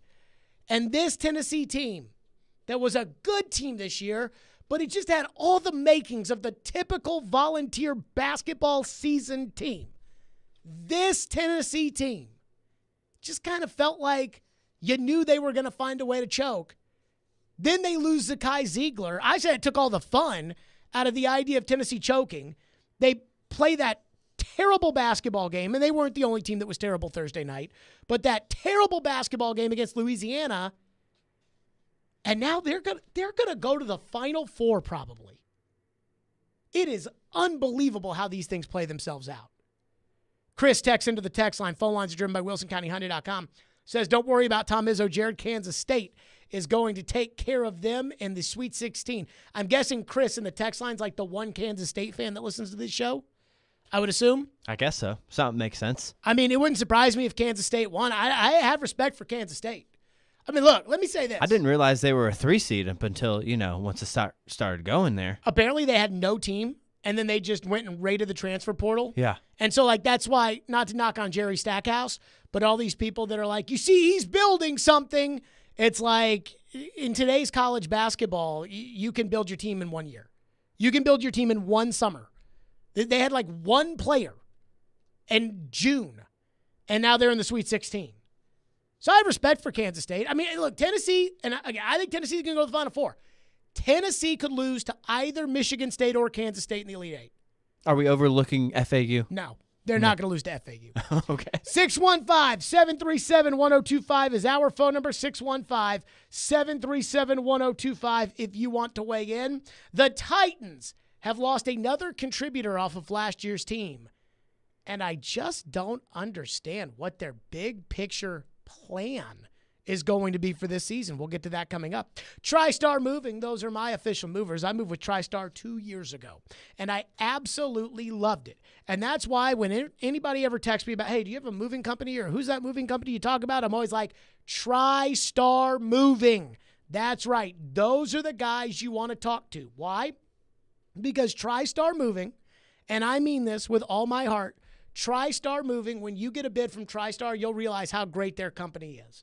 You will realize what kind of care and passion that they have, starting with their salespeople, their unbelievable movers, their great owners, guys I consider friends. So if you're looking to move, give TriStar Moving a call, 615-640-1219. Visit them online at nashvillemoving.org/radio. They'll give you 10% off your entire move if you tell them that I sent you. That's 615-640-1219. NashvilleMoving.org/radio. Tell them Jared Stillman sent you for 10% off your entire move. TriStar Moving, my official movers. I think it's a really good move. TD, it's never the offseason for ESPN's Teron Davenport. I mean, that's something you obviously have to look at. He's always talking about what's next for the Tennessee Titans. Quarterback is a really important thing that they have to get determined. Check out TD, Mondays at 1, Thursdays at 3, and Friday mornings at 8:30. Plus, the Talkin' with TD podcast. Looking forward to that. TD is on 102.5 and 106.3 The Game. Hey, it's Mike from Newton Nissan South. Have you ever thought to yourself, buying a car online? That sounds like a nightmare. But fear not, my friends. With Newton FastPass, it's easier than catching a leprechaun. In fact, our system is so user-friendly that even a leprechaun can do it. And let me tell you, those little guys are notoriously bad with technology.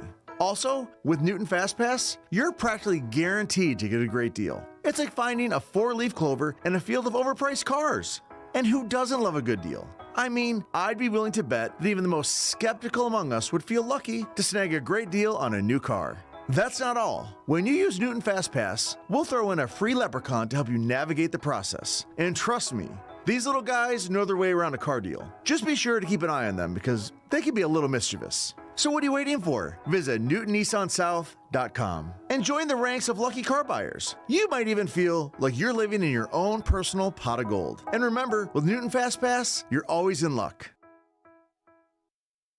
We pride ourselves on being transparent, opening up the books, and sharing all the secrets of the diamond industry. We have a passion for this, and part of having a passion is sharing that passion. Genesis Diamonds Vice President David Cooper says, at Genesis, you don't just get an entry-level course in diamonds, you get a PhD. We love educating our customers, even over-educating our customers about diamonds and gemstones, so they can truly see the difference in what we offer. At Genesis, diamonds are not a side business. It's their only business. We eat, breathe, and sleep diamonds. So whether you end up buying at Genesis or not, come for the education. The better educated we can make you at Genesis Diamonds, the better a shopper you're going to be, whether you shop with us or anyone else. You will be able to tell the difference and know what you are buying, so you make the best decision for you. Genesis Diamonds, proud to offer one of the largest selections of GIA certified diamonds in the nation, with no middleman markups, no retail pricing games, no commission salespeople, and no nonsense. Genesis Diamonds, Green Hills and Cool Springs. Smith looking for that three-point shot. There's the beautiful touch. The Commodores keep on fighting and will now take on UAB in the quarterfinals of the NIT. Right on cue, big number 42 has his first 2 points. Coverage begins tonight at 5:30 on your home for Vanderbilt hoops. 93.3 Classic Hits and the Classic Hits app. Hey Nashville, this is David Price. You're listening to Nashville's best sports talk, ESPN 102.5 The Game. Henry comes out. Dontrell Hilliard in at running back next to Tannehill. What will Gus Bradley do pass rush against an immobile quarterback?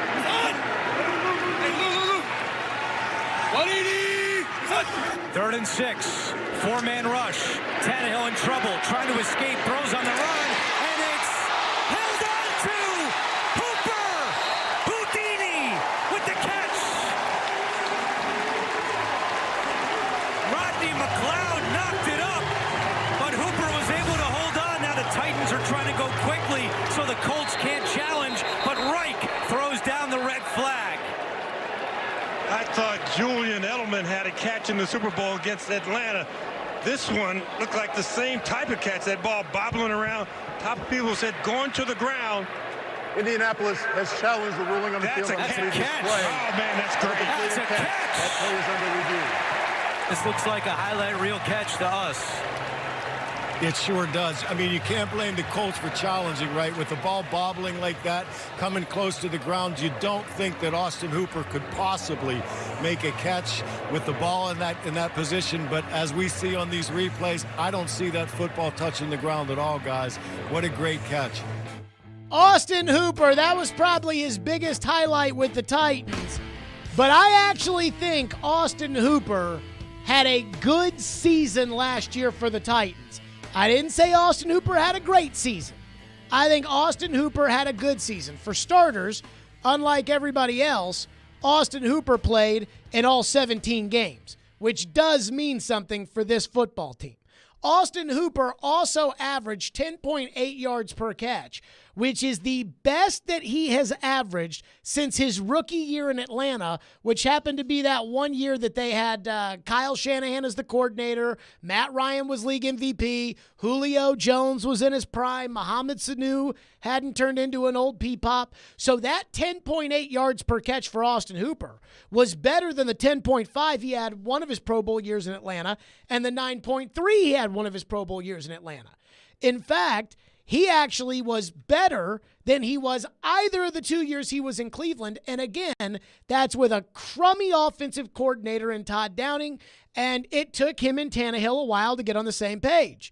But at the end of the season, I felt like Austin Hooper was on the same page with Ryan Tannehill, and I felt like he was becoming a factor. You know, early in the season, he was targeted twice, 5 times, 2 times, 1 time, 1 time. Then by the middle of the season, he was targeted 7 times, 4 times, 4 times, 5 times, 5 times, 4 times, 3 times, 6 times, 4 times. Like, he was a solid player. And Austin Hooper has signed a 1-year deal with the Raiders, according to Jordan Schultz of The Score. Do we know how much money yet this is for Hooper? Have not seen that yet. It can't be more than a couple of dimes at this point in free agency. It's got to be pretty low millions. So my big issue, even though I liked Austin Hooper, my big issue here is not so much with Austin Hooper, but it is with who is going to catch the ball for the Titans this season. You know, we complained about, you know, who's going to fill A.J. Brown's role, and now A.J. Brown's gone, and so Treylon Burks last year was certainly not at the level of what A.J. Brown was. And so you got to hope that Treylon Burks can kind of be that guy.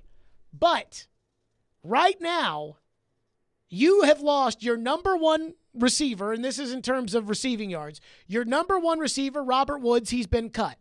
Your number 2 receiver is Chigakonkwo, who's number 2 by 6 yards ahead of Austin Hooper and Treylon Burks. So you're not returning 2 of your 4 best pass catchers last year, which I would be fine with if you had dealt a 3rd-round pick to get a Darren Waller like the Giants did. But the Titans weren't in on it. At this point, I'm looking at wide receiver and tight end, and I'm thinking, who the hell are the Titans going to take? And I know a lot of you guys are, well, they'll figure it out in the draft. But that's really not, in my opinion, unless you're picking 6th and there's a Calvin Johnson that's sitting there. That's really not the way that I would envision you wanting to go with building your team. There's no certainty when you do something like that. So who's going to catch the ball for this team? And I don't love the injured guys at all. But right now, that may be the route you have to go. Because here's who's available. And again, this time in free agency, a lot of the good money is gone. Nelson Aguilar at wide receiver. He kind of stinks. DJ Chark at wide receiver. He's always hurt. Marvin Jones at wide receiver. He's old.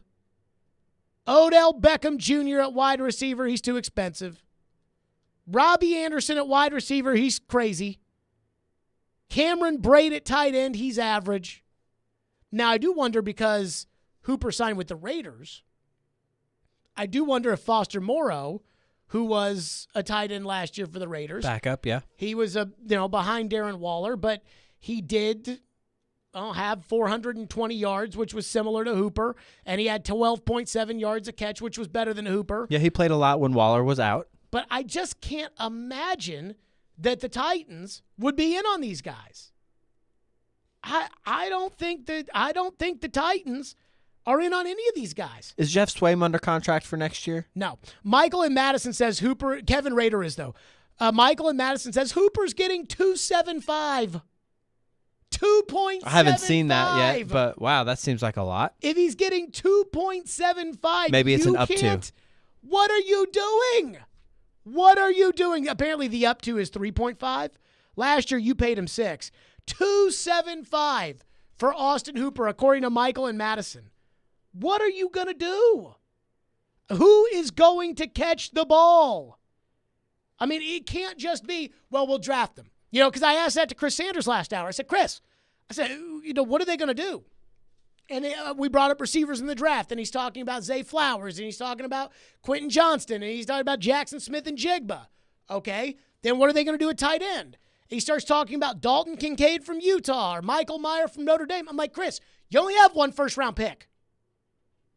So if you take a receiver and then you take a tight end, one, those are rookies, and it'll take them a while to get acclimated to the NFL. Especially tight end, I feel like it takes a quick minute. Tight end's a little tricky because you got to do two things there. But let's just say you do that. Let's say you draft a receiver in the first round and you draft a tight end in the second round. Who's playing left guard? I mean, in all seriousness, I don't understand what they're doing. I don't understand this Rand Carthon, Mike Vrabel plan about, here are the, here are the wide receiver options, and they're not. It doesn't sound like they're in on any of these guys. It just sounds like they're like, hey, we're good. We got Nick Westbrook-Akina. We'll be fine. And I'm like, right. Nick Westbrook-Akina. I get cutting Robert Woods. Robert Woods wasn't worth the money. But you do have to replace Robert Woods. Unless Rand Carthon's just thinking, I think Chigakonkwo and Traylon Burks are going to be the next Jerry Rice and Rob Gronkowski. And even then you need players around them. And you only have 6 picks. Like, that's why people are texting into the text line mad that the Titans weren't in on trading for Elijah Moore, which the Browns did. But I'm okay with that because even if you trade for Elijah Moore, you still have to trade a pick. And you need these 6 picks because you can probably expect 3 of those guys to be able to really contribute for you. And so, you need those 3 players. Like, you need those picks. You screwed up by including that extra 4th rounder in that Julio Jones trade. And so you don't have a 4th rounder this year because of it. But my goodness, I have this unbelievable amount of anxiety with my uneasiness about who's going to catch the ball this year for the team. I mean, even the best pass-catching running back is not under contract right now in Dontrell Hilliard. Now, Hilliard hasn't gone anywhere, but if you told me Hooper was going to get 2.75 off the jump, I'd say sign him yesterday. And I'm a little surprised that the Titans didn't. And maybe Vrabel doesn't like him, or maybe he doesn't want to come back here. Maybe he doesn't like Vrabel. But who's going to catch the ball for this team? I have no idea. You have the lowest payroll in the league. You are asking your star player on defense to take a pay cut. You have the lowest payroll in the league, and you have 1 receiver and 1 tight end. Again, Austin Hooper was good at the end of last year. Robert Woods was a disaster, and he led the team in receiving yards. What are they doing? Oh, my goodness gracious. What are they doing? 615-737-1025 is our phone number. 615-737-1025. We'll get to your phones on this because there's a lot of people that are trying to defend this Elijah Moore thing. I mean, I am not familiar enough with what Elijah Moore did or didn't do with the Jets to tell you if the Titans should have swapped their or swapped their second for the third. But we'll get to that next. 615-737-1025. Right now, your pass catching options for Tannehill. Tannehill has no left guard. He has Chigakonkwo at tight end, who does have some big play in him, but was not really consistent throughout last year. Traylon Burks, who was absolutely not consistent last year, and nothing else. And the Scarbini group, the Fribble crew. 615-737-1025, Stillman and Company here on the program. This week's best deal of the week is Eastside Bowl in Madison. This week, get 2 hours of bowl plus shoe rentals for up to 6 people for just $45. That's 2 full hours of bowling plus shoes for up to 6 people for just $45 at Eastside Bowl in Madison. Go to thegamenashville.com/deals to get yours now. Every Wednesday at noon. That fits the mentality of what they're going to do. Outkick 360's Jonathan Hutton joins Caroline, Willie, and D-Mace to talk all things Titans and NFL. Much more creative in how you go about calling certain plays. He's got opinions and insights on the two-tone blue. That doesn't mean that you can't have great or don't need great quarterback play. Catch Hutton every Wednesday at noon on 102.5 and 106.3 The Game and the Game Nashville app. Imagine yourself in a new Toyota, like the best-selling Toyota Tacoma, with powerful off-road capabilities and the best resale value in its class. Now through April 4th, you can get low 3.99 APR financing on a new 2023 Tacoma, with approved credit through TFS, excludes TRD Pro. And every new Toyota comes with 2 years no-cost maintenance included.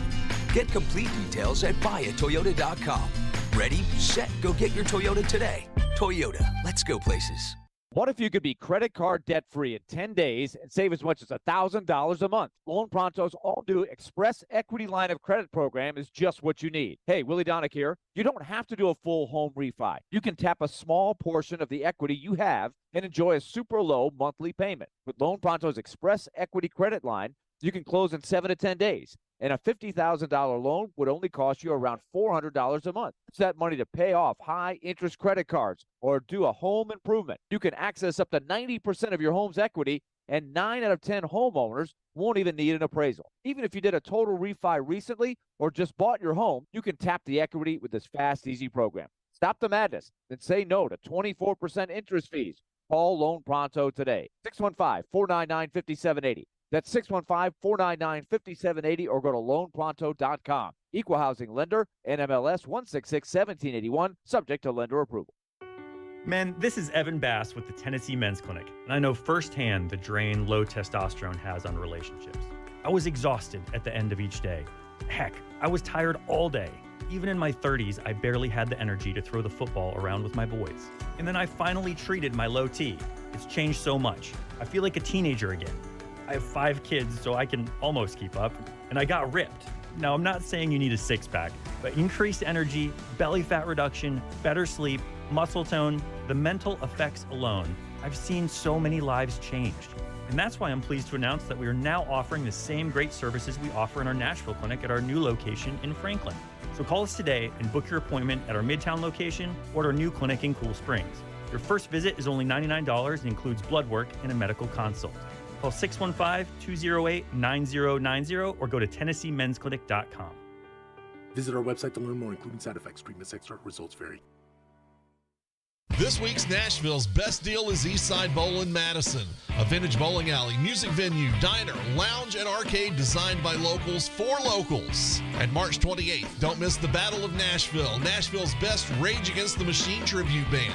Right now, you can get 2 hours of bowling plus shoe rentals for up to 6 people for just $45. That's 2 hours of bowling plus shoes for up to 6 people, just $45. Go to thegamenashville.com/deals to get yours now. Start your day with a cup of Joe. Ugh, he's gonna think that's stupid. Wait, what? Robbie Stanley and Joe Rexroad are Robbie and Rexroad. There, that sounds better. Thank you so much. Weekdays from 6 to 9 on 102.5 and 106.3 The Game and the Game Nashville app.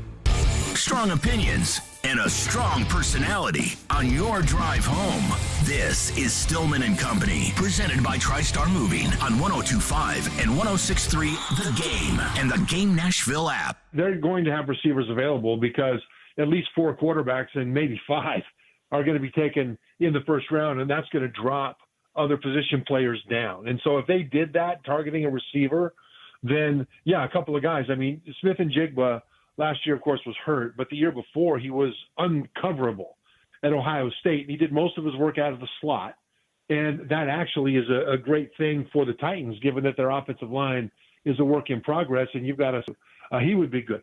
I think Zay Flowers and Quentin Johnston out of TCU are the most likely to have immediate impact in that position. And the reason is different for each guy. But in the range of 20, if any of those three receivers are there and they grab them, I think they will upgrade their playmaking ability tremendously.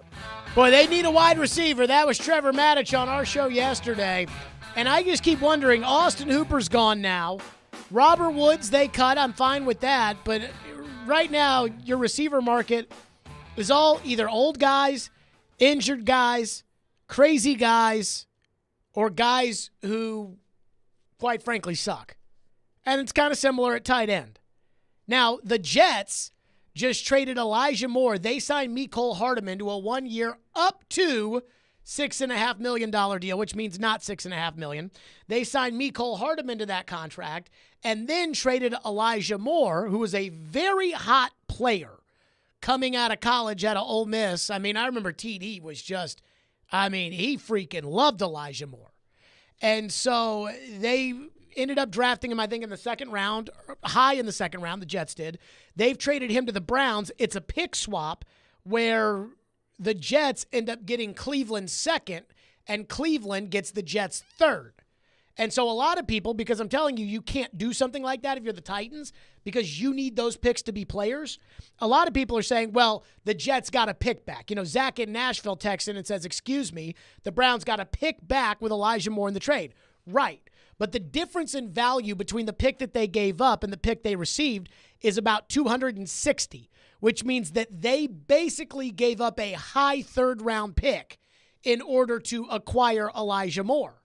I'd rather have that second-round pick than Elijah Moore, and I'd rather have the high third-round pick, which is what they gave up as far as value is concerned.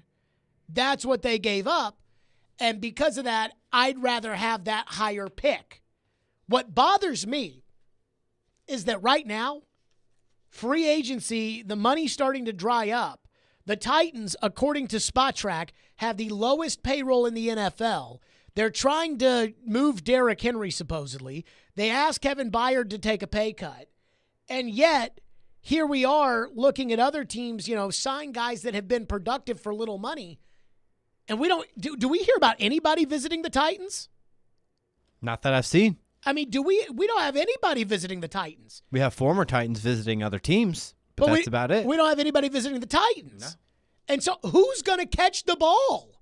Like, seriously, who's going to catch the ball? I mean, the free agent list in both tight end and wide receiver right now is pretty bad. So again, it's crappy Nelson Aguilar. It's injured DJ Chark. It's old man Marvin Jones. It's expensive and crazy Odell Beckham.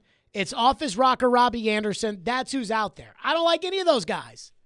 If I had to pick one, it would be Chark, but he gets hurt all the time. And if you're hurt, you don't do me any good being on my team. So I don't know who is going to catch the ball. Wes texts into the text line and says, in Jeff Swain we trust. See, here's what I'm thinking is going to happen.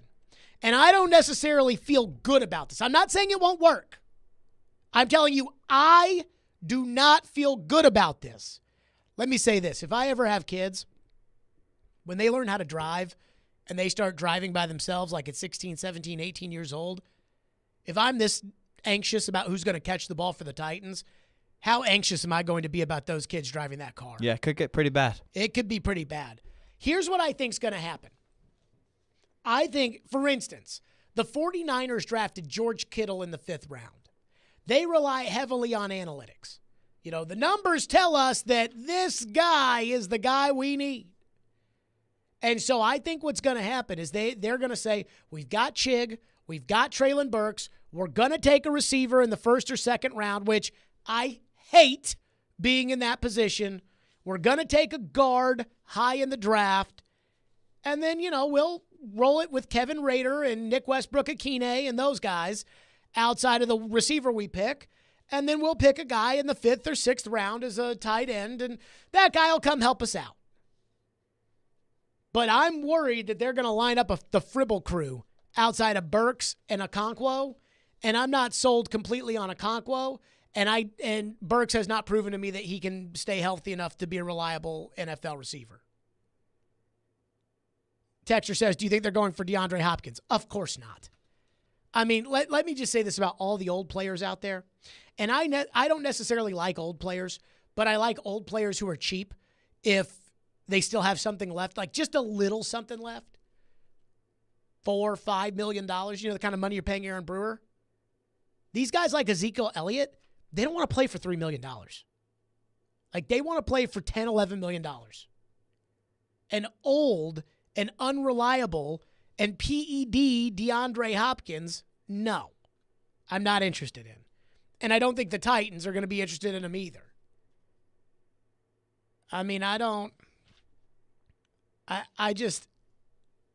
have this unbelievable anxiety about who's going to catch the ball for this team this year, because it feels a lot like a couple years ago when Corey Davis and Jonnu Smith left, and the Titans are like, oh, it'll be fine.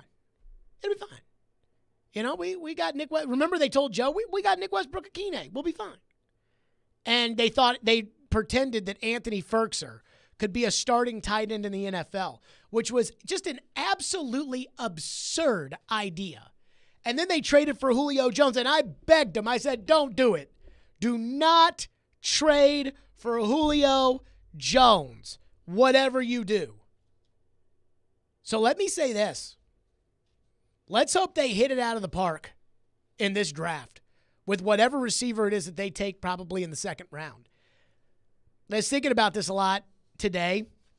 Mel Kiper's latest mock draft is out, and he's got Tyree Wilson, the defensive end / outside linebacker, kind of the position Arden Key's supposed to play. They have him going to the Titans with the 11th overall pick. And I was kind of watching Rick Spielman, the old general manager in Minnesota, the guy who picked Justin Jefferson. I was watching him talk about it. And the way he says it is that if Tyree Wilson is there at 6 for for Detroit, they have to take him. Like, they have to take him at 6. Like, he's that good. And so now I'm thinking, well, okay, between Paris Johnson, Peter Skoronski, Christian Gonzalez, Devin Witherspoon, or Tyree Wilson, one of those players is going to be there for the Titans with the 11th pick. Because 4 quarterbacks are going to go, and the 2 defensive players, Anderson and Carter, are both going to be off the board. So that's 6. So at that point, there's only 4 other guys that could go, which means that you could have your pick of one of the 2 tackles, one of the 2 corners, or the defensive end who's got a body similar to that of Javon Curse and who was productive at sacking the quarterback in college. I mean, we're talking about a potential game wrecker to pair next to Jeffrey Simmons for the long haul. But if you don't have a left guard and you don't have a wide receiver, you're going to sit there on draft night saying, we got to get a receiver. And I don't want to do that. You're going to sit there, we got to get a guard, we got to get a tackle, we got to get and I hate that. Get the good players. And right now the Titans just not even interested on the market at wide receiver or tight end. I mean, it's just, Texter says, is Zach Pascal still available? Who cares? Like, who cares about Zach Pascal? I want to say he actually signed somewhere. But you're not going to get 600 yards out of Zach Pascal. You're going to get Nick Westbrook-Ikhine. Like, that's what you're going to get. Jeff Texan says the same thing the last guy said. Hooper up to 1 year and $275. That is nothing. You are paying Aaron Brewer double that. And Aaron Brewer is not a starter in the NFL. So I like the defense, but gosh, I'll tell you, this freaking offense, poor freaking Tannehill. Now, Ryan Tannehill loses the Bengals game. It was all his fault. They lose the Bengals game, and then they turn around and do nothing for him. The coach comes out and says, we have to be great around Tannehill. And since then, they traded his best receiver. They have no offensive line for him. They had a horrible offensive coordinator, and they brought him back. Now, they're sticking him with rookies and second-year players. They're shopping the only other good player on offense. They're bringing in a guy from Philadelphia who's never started at left tackle and hoping he can be the left tackle. I mean, if I was Tannehill, I'd look at them and say, what are you doing for me? Poor Tannehill. And I was the biggest anti-Tannite there was. And even I can look at it and say something here is freaking screwed up. 615-737-1025. We'll get back to your phones. 615-737-1025 if you want to weigh in. Coming up next, I feel like there was something that was said on the midday show yesterday, and you know I love those guys, and I mean it. But there was something that was said on the midday show that I feel in my heart that I have to address. And not only do I have to address it, but you all have to understand it. Because I think a lot of you all, when you look at the Titans, you're okay with what we're seeing, and you shouldn't be. We'll get to that next. Stillman and Company right here on the program. Preds fans, do not miss tonight's Smashville Live at Brew House South in Cool Springs starting at 6 o'clock. See your Predator star players up close and personal, plus get autographs and pictures. The Preds player guests are Alexander Carrier and Jeremy Lozon. Smashville Live is brought to you by Spring Hill Heating and Cooling, Little Harpeth Beer, Superbook Sports, and Dulce Vita Tequila, pure and simple. Every day we are live and local. Most people pick them to make the playoffs before the season even started. And your source for Nashville sports. He can still wait for 5 more games before he makes that decision. We are Nashville's best sports talk. 102.5 and 106.3 The Game and the Game Nashville app. ElectronicExpress.com. We make it happen. Now's the time to get a great deal on select Kubota compact tractors, rated #1 in durability and owner experience. They're designed for easy operation and feature performance-matched attachments. Right now, put 0 down and get 0% APR for up to 72 months, plus save up to $800 on select equipment. Now through June 30th. See us or go to KubotaUSA.com for full disclaimer. Visit Coleman Tractor Company, your local Kubota dealer in Clarksville, Nashville, Paris, and White House today.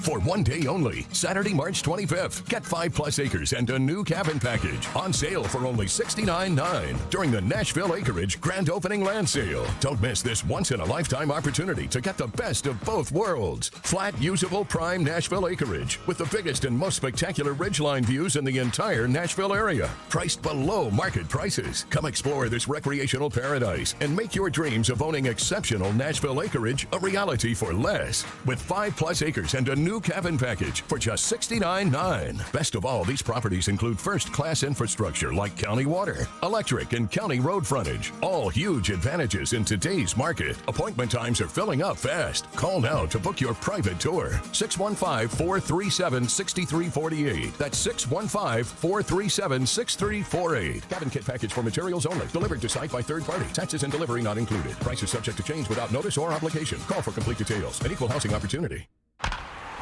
This is Buster Olney, host of the Baseball Tonight podcast, inviting you to join us.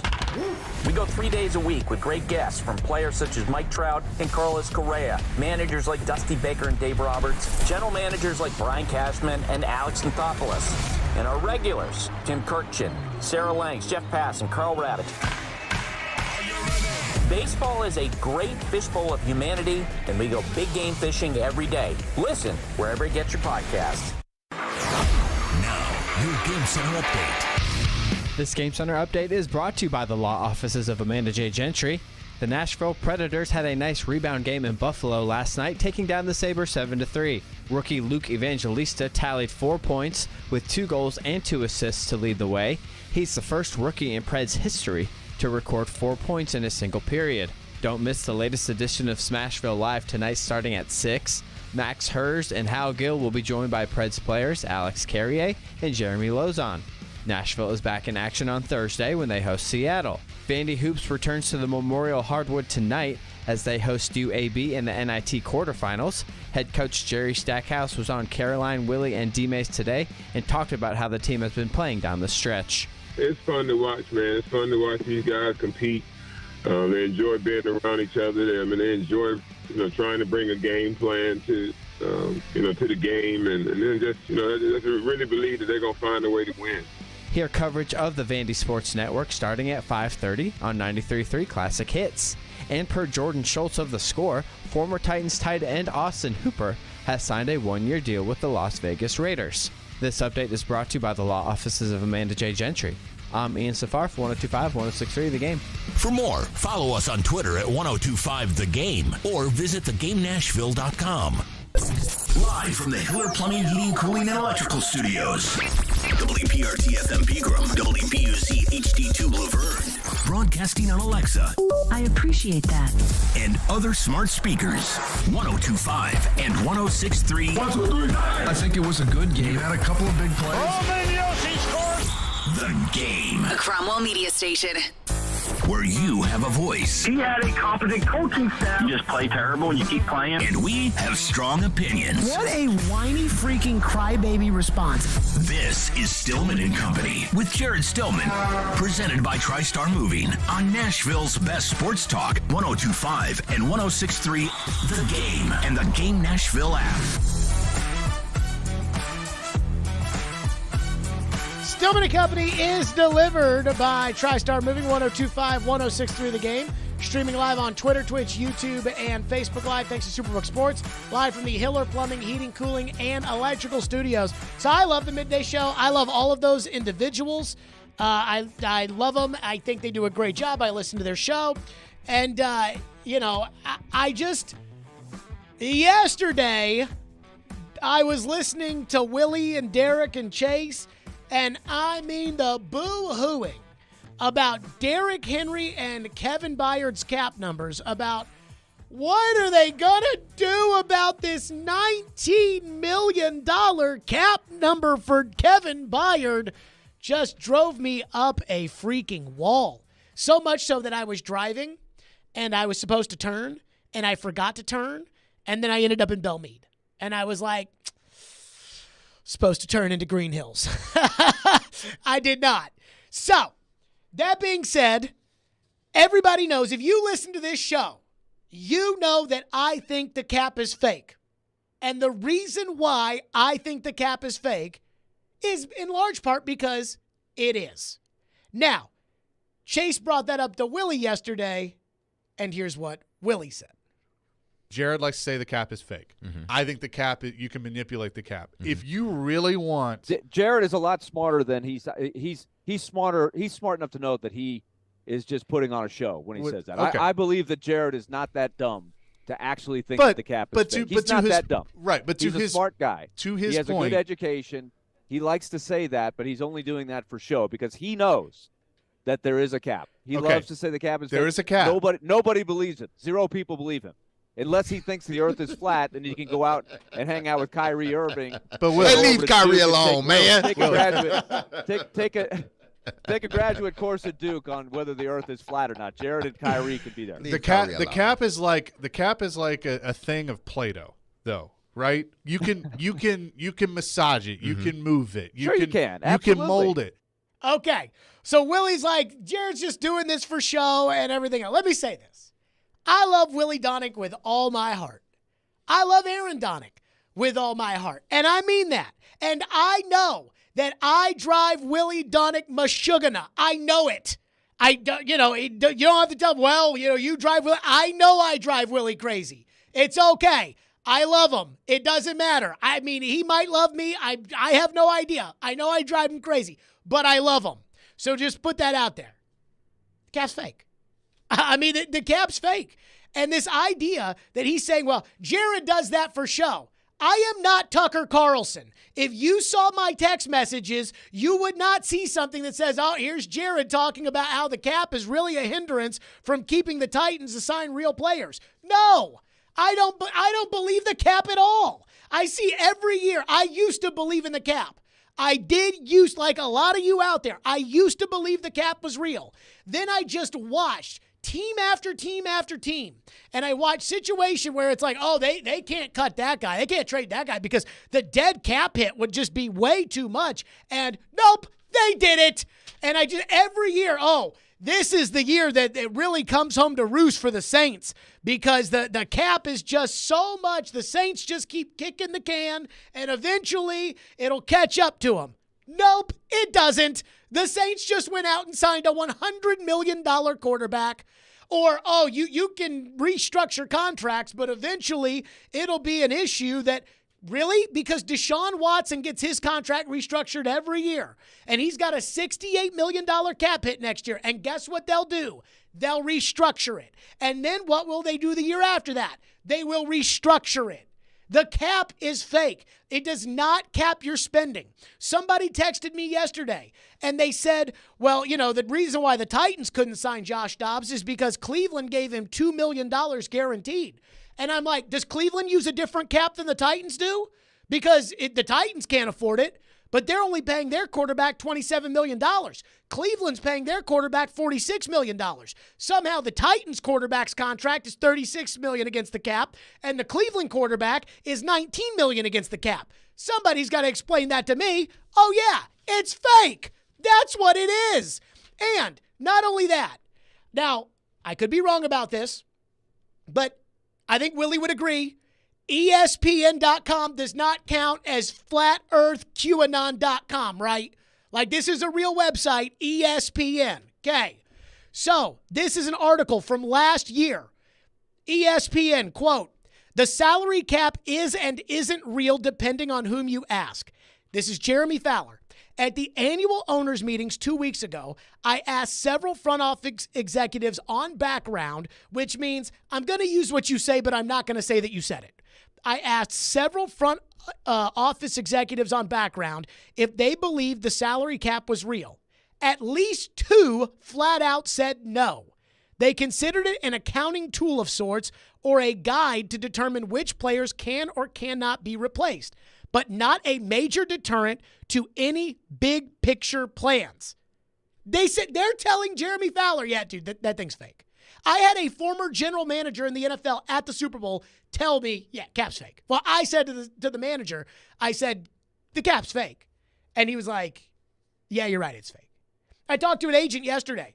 I said, do teams ever tell you they can't sign someone because of the cap? And he said, all the time.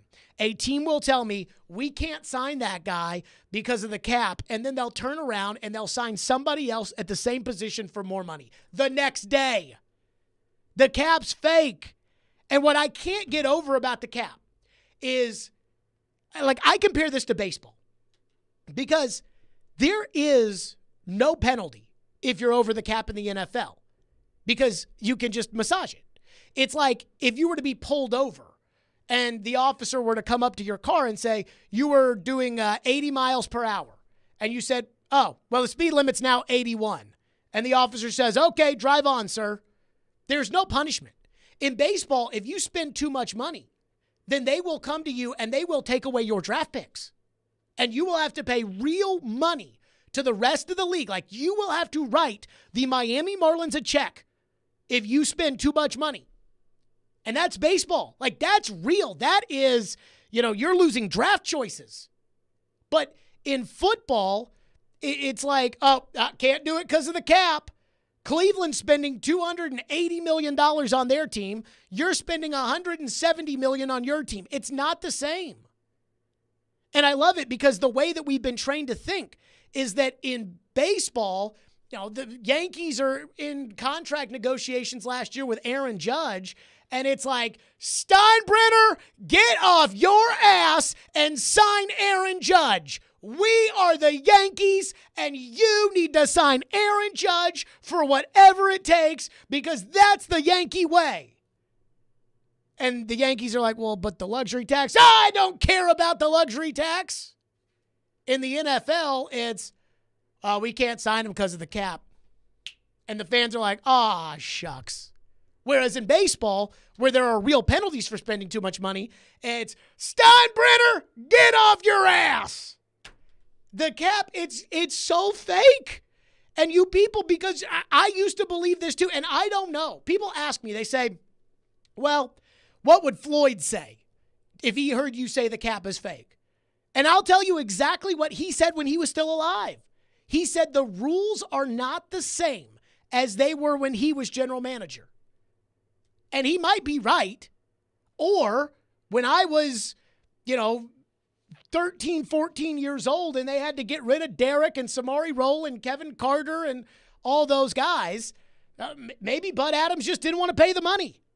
Bud Adams did, have a kind of a reputation for not wanting to pay the money. So maybe that's what it was then. I don't know. But Floyd used to say the rules were not the same. This same ESPN article, no team makes cap deficits disappear quite like the New Orleans Saints. Sitting on a deficit of $70+ million a month ago, and again, this was written in 2022, sitting on this a month ago, a series of aggressive contract restructurings placed New Orleans on solid footing. That's $110 million in cleared space 2 years in a row. To be exact, ESPN's Mike Triplett did some research, and some people around the league are still trying to decide whether New Orleans is brilliant or irresponsible for that approach. And guess what? It didn't matter. It didn't matter because they ended up signing Derek Carr for $100 million.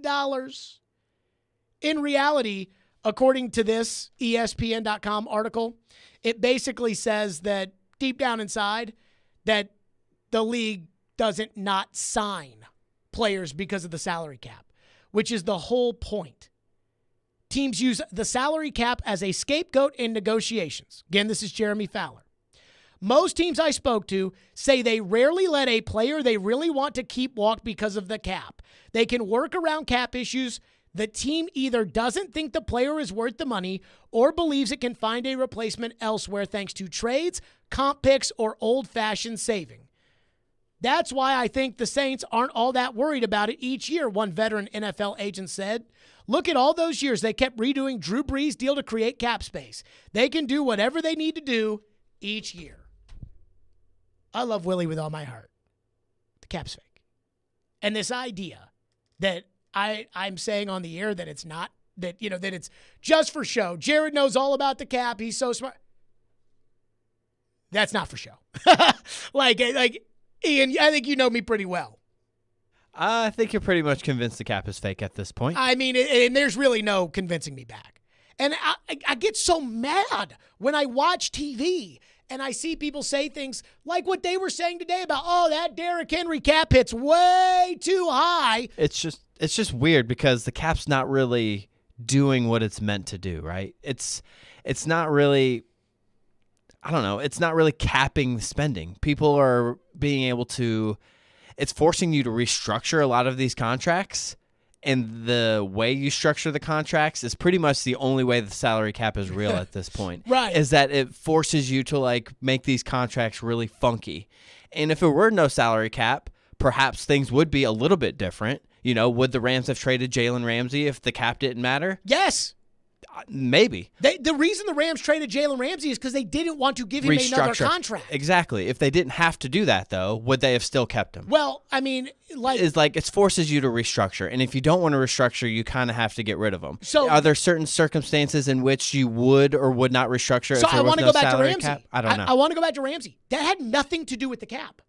The Ramsey trade was about them looking at Jalen Ramsey and saying, we're not good anymore. And they're not good anymore because they traded away all their picks. They're not good anymore because of the cap. They're not good because they haven't had young players that are coming in for the last 3-4 years. So they're like, we're not good anymore. And he's going to want a raise. He's going to want to be paid about $25 million a year. Well, right now, because he's 29, we can get a third-round pick for him. But when he's 32, we're not going to be able to get anything for him, and we're going to have to pay him the money. So let's just get rid of him now. That's why. It's all money. It had nothing to do with the cap. It was all money. Money is real. And sometimes I think people think this is binary. I think sometimes people think that it's like binary that, if there's no cap, then every team should just be able to spend whatever they want all the time. And it's like no team's going to spend $500 million on their roster when they're bringing in almost $300 million in revenue. That would be stupid. So they're not doing that. But again, Cleveland is going to spend right now, and Cleveland just added another play today. Right now, Cleveland has committed $100 million more to their payroll next year than you have. 615-737-1025. Speaking about contracts, I heard another thing today that I thought made absolutely no sense about the Titans. We'll get to that. Stillman and Company, 1025, 1063 The Game. The college football season never stops. ESPN college football analyst Trevor Manich joins Stillman and Company every Tuesday at 4:30. They've got to do what Nick Saban in Alabama has done so successfully over the last 10 years. Presented by Houston Clinic Orthopedics on Nashville's best sports talk, 102.5 and 106.3 The Game and the Game Nashville app. It's the Electronic Express famous half price fair. This week only, save up to 50% in every department, including all 4K TVs, appliances, laptops and tablets, speakers, and more. You'll not find a lower price anywhere. We guarantee it. The famous half price fair. It's first come, first served. Sale ends Saturday at 9 p.m. Hurry into any of our convenient locations. Plus, get up to 3 years free financing. The Electronic Express famous half price fair ends this Saturday at 9 p.m. Being value conscious and getting the most for your money is so important these days, and that's why it's more important than ever to shop at Genesis Diamonds, the undisputed value leader. Part of the education at Genesis Diamonds is we explain to you how we travel the world and purchase our diamonds, how we buy in bulk, we pay cash for our diamonds so we can save every possible percent to save you money on your diamonds. Genesis Diamonds Vice President David Cooper. There are no middlemen, there are no other wholesalers or dealers, so we cut out all of those extra added markups and pass those savings on to you. When you combine that unmatched value with a totally no-pressure shopping experience, you know you're in the right place. Because we do not work on commission, our sole purpose is to make sure you get exactly what you want. There's nothing in it for us personally, whether you spend $1,000 or $100,000. That's why at Genesis, people often end up spending less than they had budgeted. Our goal is to purely present you with options so you can choose exactly what you want. The value you want, the experience you deserve. Genesis Diamonds, Green Hills and Cool Springs. Willie Donick here for Pella Windows and Doors of Nashville. The official 2022 stats are in, and the Pella brand is rated #1 by Nashville homeowners for windows and doors. One reason, Nashville homeowners selected Pella Windows #1 for the highest quality craftsmanship. Another key stat, Pella Windows and Doors of Nashville is also rated #1 for the brand that stands behind their product. If you need new doors or windows, the choice is clear. Choose the experts at Pella Windows and Doors of Nashville. Go to PellaofNashville.com. We do screen printing. Music City Screen Prints. We do embroidery. Music City Screen Prints. We do large format printing. Music City Screen Prints. We do promotional goods. Music City Screen Prints. We do graphic design. Music City Screen Prints. MCScreenprints.com. That's MCScreenprints with an S.com. 615-866-6010. You think it, we print it. Get in zone, AutoZone. Welcome to AutoZone, America's #1 brakes destination. We have the pads, rotors, drums, shoes, and brake fluids to improve your stopping power. Right now, save 15% when you get any 2 Duralast rotors with a set of Duralast brake pads. Missing a tool? Ask about our free Loan-A-Tool program and borrow the tools you need to get the job done. Get in zone, AutoZone. Claim based on data from the MPD Group 2021. Deposit required for Loan-A-Tool. Want to weigh in on the conversation? It's a brain booster. Slide into our DMs. Or just text or call at 615-737-1025. Our phone line is driven by WilsonCountyHyundai.com. You're listening to Stillman and Company, presented by TriStar Moving on 102.5 and 106.3 The Game and the Game Nashville app. Stillman and Company here on the program. We do get a lot of your texts about the cap. And most of the people who listen to this show do not believe that the cap is real, which I appreciate. But I'm sure, I just want everybody to know that I do love my coworkers, and I do mean that, but I just fundamentally disagree with it. And it just drives me crazy when I hear Derrick Henry's cap hit's too high. Fine, restructure it. Done. Not high anymore. Speaking of contracts, this morning I was listening to Paul Kaharski on the morning show, and Paul can be a little obnoxious sometimes, but Paul's pretty knowledgeable when it comes to the NFL, votes on the Hall of Fame. I do care what Paul has to say when it comes to the Titans. But he said something today this morning that I've been trying to figure out all day and still makes no sense to me. Here's what he said. One of the solutions to them getting some money now, they need to do extensions instead of restructures. They could restructure Harold Landry, but I think they'd be better off with extending Tannehill. They've got to address the quarterback position. I don't think there's a good alternative for them at quarterback. I don't think there's a market for Tannehill anymore. Okay, so he just said no more restructuring. to clear up cap space, but they should extend Tannehill, right? Sounded like it. What sense does that make? Like, I heard that, and I thought to myself, like, if he had said that on this show, I'd have been like, wait a minute, you have to explain this one. You have to explain why extending Tannehill makes any sense at all, unless you're willing to say, oh, no, I think Tannehill's going to be the quarterback this year, and I think Tannehill's going to be the quarterback next year. Now, he was talking about how they shouldn't be asking Byard to take a pay cut. They should be extending Byard. And I told you all that Kevin Byard wanted an extension. He wanted guaranteed money after this year. And the Titans said no. And so, like, yeah. I mean, I'm sure Tannehill would be open to an extension. But I don't understand how that helps your cap issue. I mean, I don't understand how it's any different than a restructure. So let's just extend Tannehill's contract for fun, right? So Tannehill right now has a base salary of $27 million. He's got the $5 million from when he signed his contract, and then the $4.6 million as a restructure, that's added on to this year, and then the 2 void years built into the restructure extension-ish when they signed Julio Jones. So what kind of contract do we have to give Tannehill in order to extend him? I just figure, 3 years, $90 million? $30 million a season? Oh, that sounds about right. You cannot get Tannehill to take less than $30 million a season. Not at this quarterback market. Okay, well, he's already got $27 million coming next year. How much of the $90 million do you think we have to guarantee to get him to sign a 3-year extension? 50. I was going to say 60. 2 years. Okay, that's fair. 55. Okay. Split the difference. So let's guarantee 55 then. So just for argument's sake, 3 years, $30 million. He's, again, going to make $27 million this year, but now on our new deal, he's going to make $30.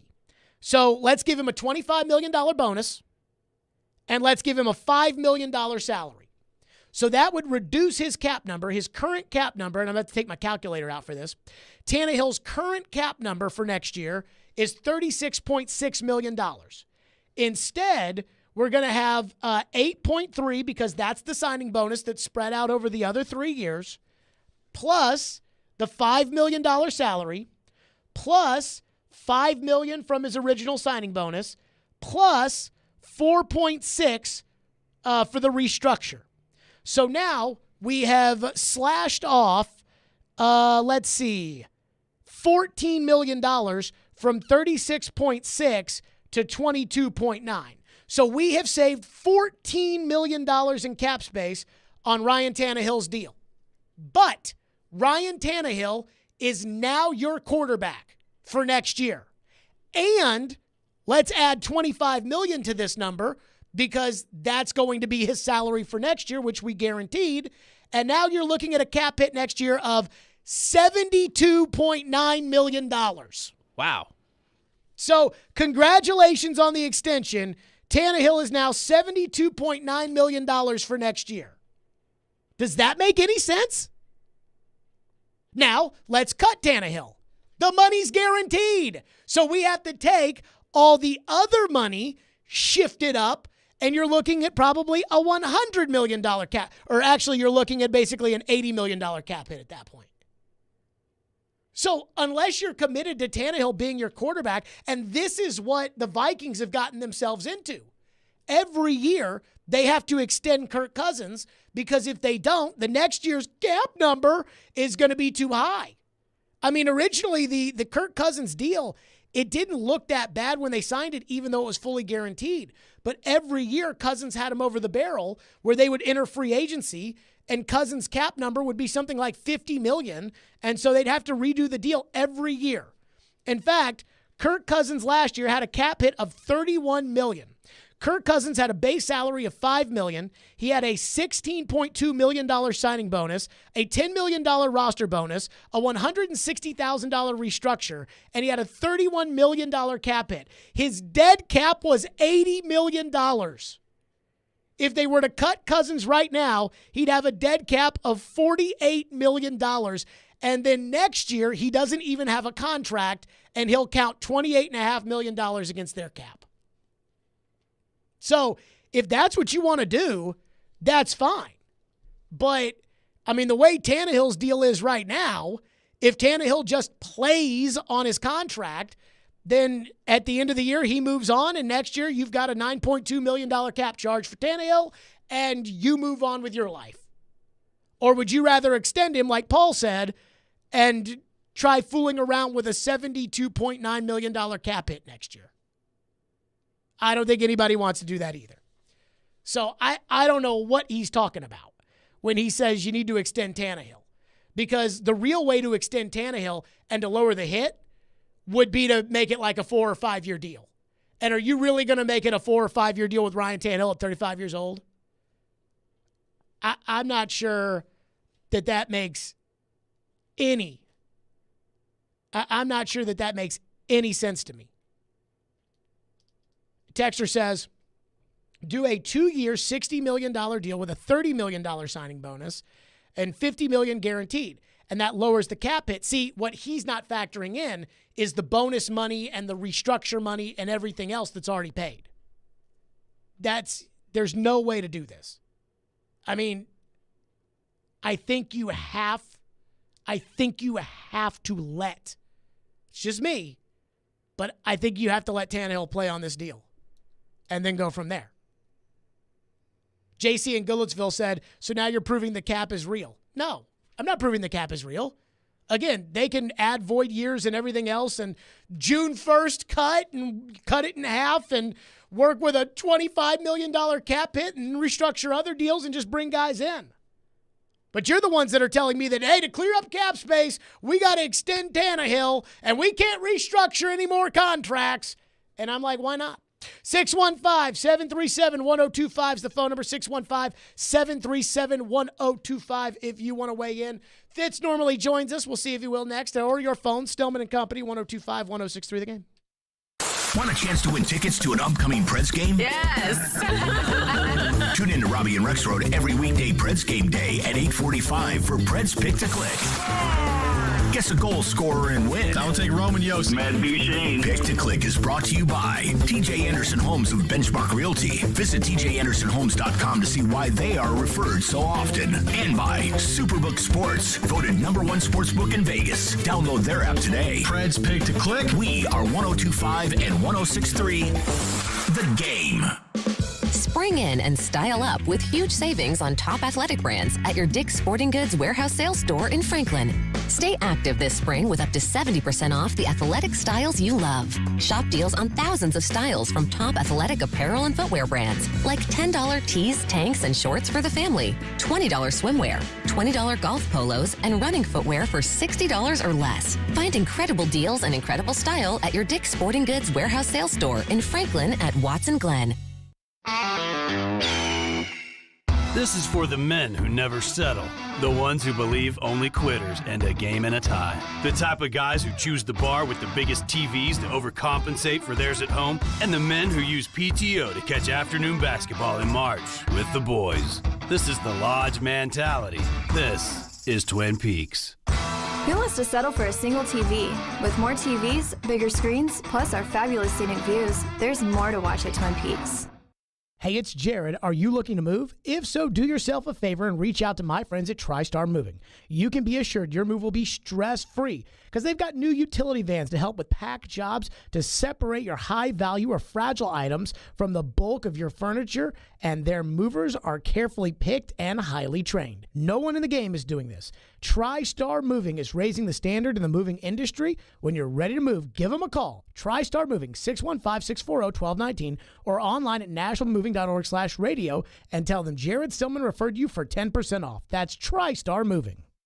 For one day only, Saturday, March 25th, get 5+ acres and a new cabin package on sale for only $69.9 during the Nashville Acreage Grand Opening Land Sale. Don't miss this once-in-a-lifetime opportunity to get the best of both worlds. Flat, usable, prime Nashville acreage with the biggest and most spectacular ridgeline views in the entire Nashville area. Priced below market prices. Come explore this recreational paradise and make your dreams of owning exceptional Nashville acreage a reality for less. With 5+ acres and a new new cabin package for just $69.9. Best of all, these properties include first-class infrastructure like county water, electric, and county road frontage. All huge advantages in today's market. Appointment times are filling up fast. Call now to book your private tour. 615-437-6348. That's 615-437-6348. Cabin kit package for materials only. Delivered to site by third party. Taxes and delivery not included. Price is subject to change without notice or obligation. Call for complete details. An equal housing opportunity.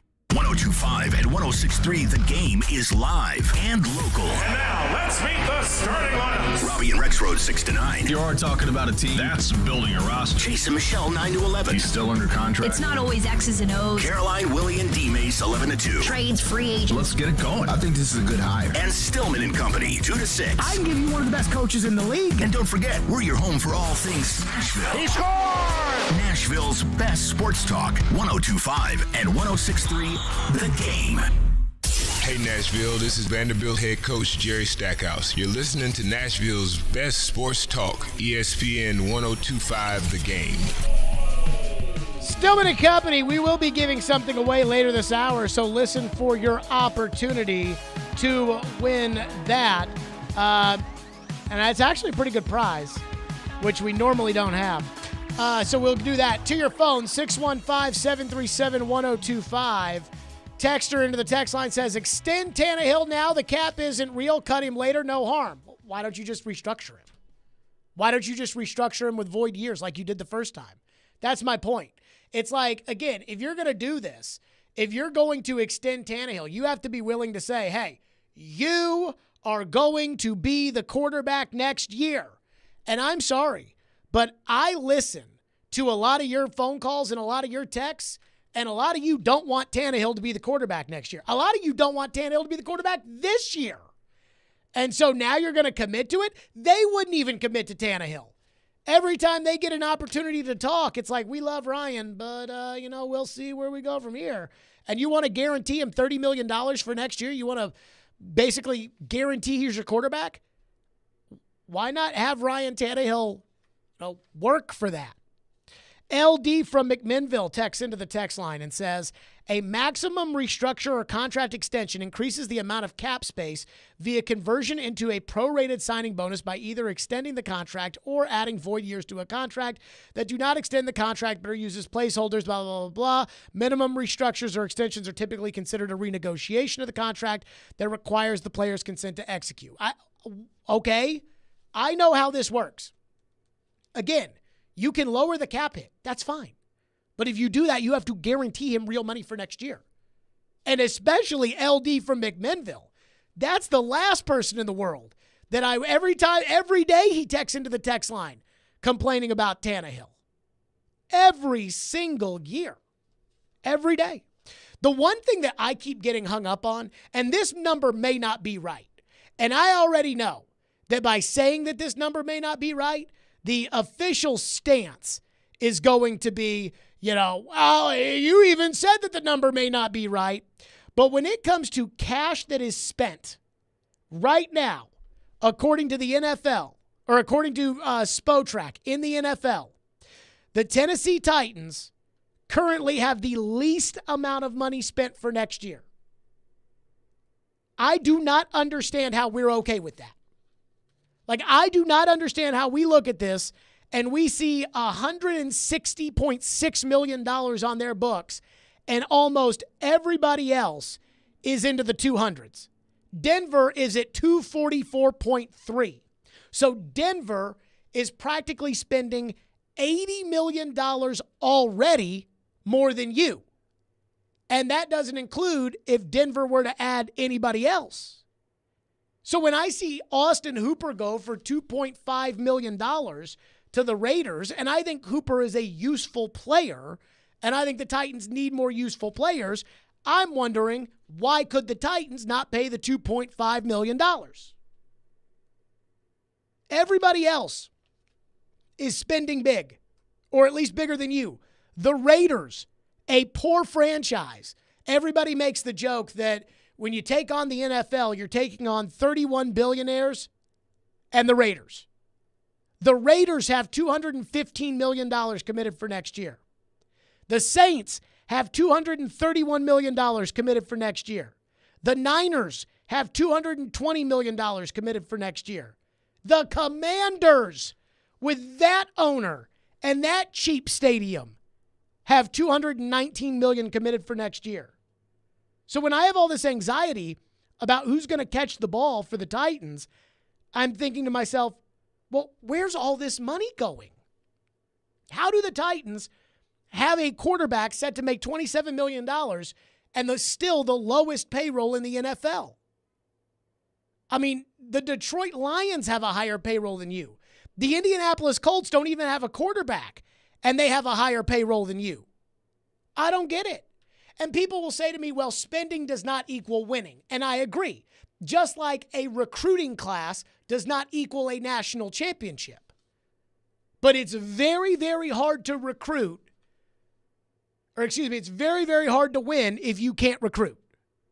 You know, even though the best recruiting class doesn't always win the national championship, how often does the worst recruiting class win the national championship? Never. How often does a regular recruiting class win the national championship? It's like these SEC schools that finish like 9th in the league in recruiting, and they finish 13th overall in the country. And it's like, 13th overall should be a good number. And then it's like, yeah, but everybody else is getting better players. And then you're Arkansas. And it's not bad. But you and I both know Arkansas is never going to win the title. That you do know that. And I think that's the frustrating part. Texter says, how big does a dead cap hit have to be for it to have a real impact on the cap if the cap is not real? I'm guessing your dead cap hit would have to be somewhere around $400 million because the cap is $200 million. And so any big cap hit you have, you literally can make it a post-June 1st cap hit. And all of a sudden, you just have the money. So it's like, oh, yeah, he's got a $100 million dead cap hit if we cut him. Well, we cut him with a post-June 1st designation. Now it's $50 million this year, $50 million next year. That's why the cap is so phony. And it wouldn't bother me. It honestly wouldn't bother me if every talk host and every TV host didn't go on and say things like, well, they cleared up a bunch of cap space, so they're going to be able to go after this guy, or they can't go after that guy because they didn't clear up any cap space. Or, like the case of the midday show for the last couple of days with, Derrick Henry with a $16 million cap charge, and they can't have a running back at $16 million. Fine. If you're so against the running back having a $16 million cap charge, then restructure his contract. And then his cap charge won't be $16 million anymore. It's that simple. I know a lot of people are hesitant to extend Derrick Henry or guarantee Derrick Henry more money because Derrick Henry's older, and we've seen with running backs that they don't necessarily age well, and I get it, and I'm fine with it, and I understand it, but you can always restructure the contract. And the other thing about it to everybody out there about, well, eventually it comes due, or what are you going to do next year? Let's say you restructure the contracts.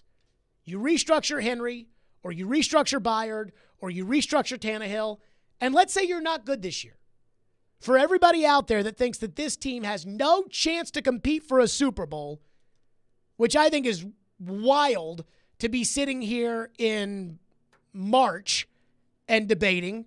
Nobody in March of 2021 thought the Cincinnati Bengals were going to be representing the AFC. More people this time last year thought the Philadelphia Eagles would be on the hunt for a new quarterback after the season than they were giving him $50 million a year. But if you're one of those people that believes this core has no chance, so why even try? Well, let's say you give it one run. You restructure Henry's contract, you restructure Byard's contract, and that's that. Well, then at the end of this season, Tannehill's a free agent, Henry's a free agent. You won't have a bunch of high contracts to pay anyways. You people that want to blow it up, it'll be blown up for you. And so, yeah, you'll owe $9 million against your $230 million cap, which is a drop in the bucket for Tannehill. but you're going to go get a rookie quarterback anyways, or you're going to do what Tampa Bay did and go get a Baker Mayfield, because nobody lets some great quarterback just fly out into the open. It's not like, oh, shucks, now we can't sign Joe Burrow because we went for it that 1 year with Tannehill. You know, the team that quote-unquote reset their cap, which is a total lie, but that's what they want to tell you, is the Falcons. Because the Falcons for years were kicking the can down the road, kick it down the road on Julio and Matt Ryan and that group that got to the Super Bowl and didn't win. Well, last year, they go after Deshaun Watson. They don't get him. Matt Ryan is angered at how the Falcons wanted to move off of him. Matt Ryan felt like the Falcons cheated on him. So he asked for a divorce. They gave it to him. So after they gave him the divorce, Arthur Blank told The Athletic, well, we had to do this because of the cap, which again is totally not true because they were going after Deshaun Watson. But it's convenient to tell your fans, yeah, we're going to kind of suck because of the cap. It's not my fault. It's not our general manager's fault. It's not our coach's fault. It's the cap's fault. Don't blame me. Blame the cap, which is the whole reason the cap exists. So Atlanta resets the cap.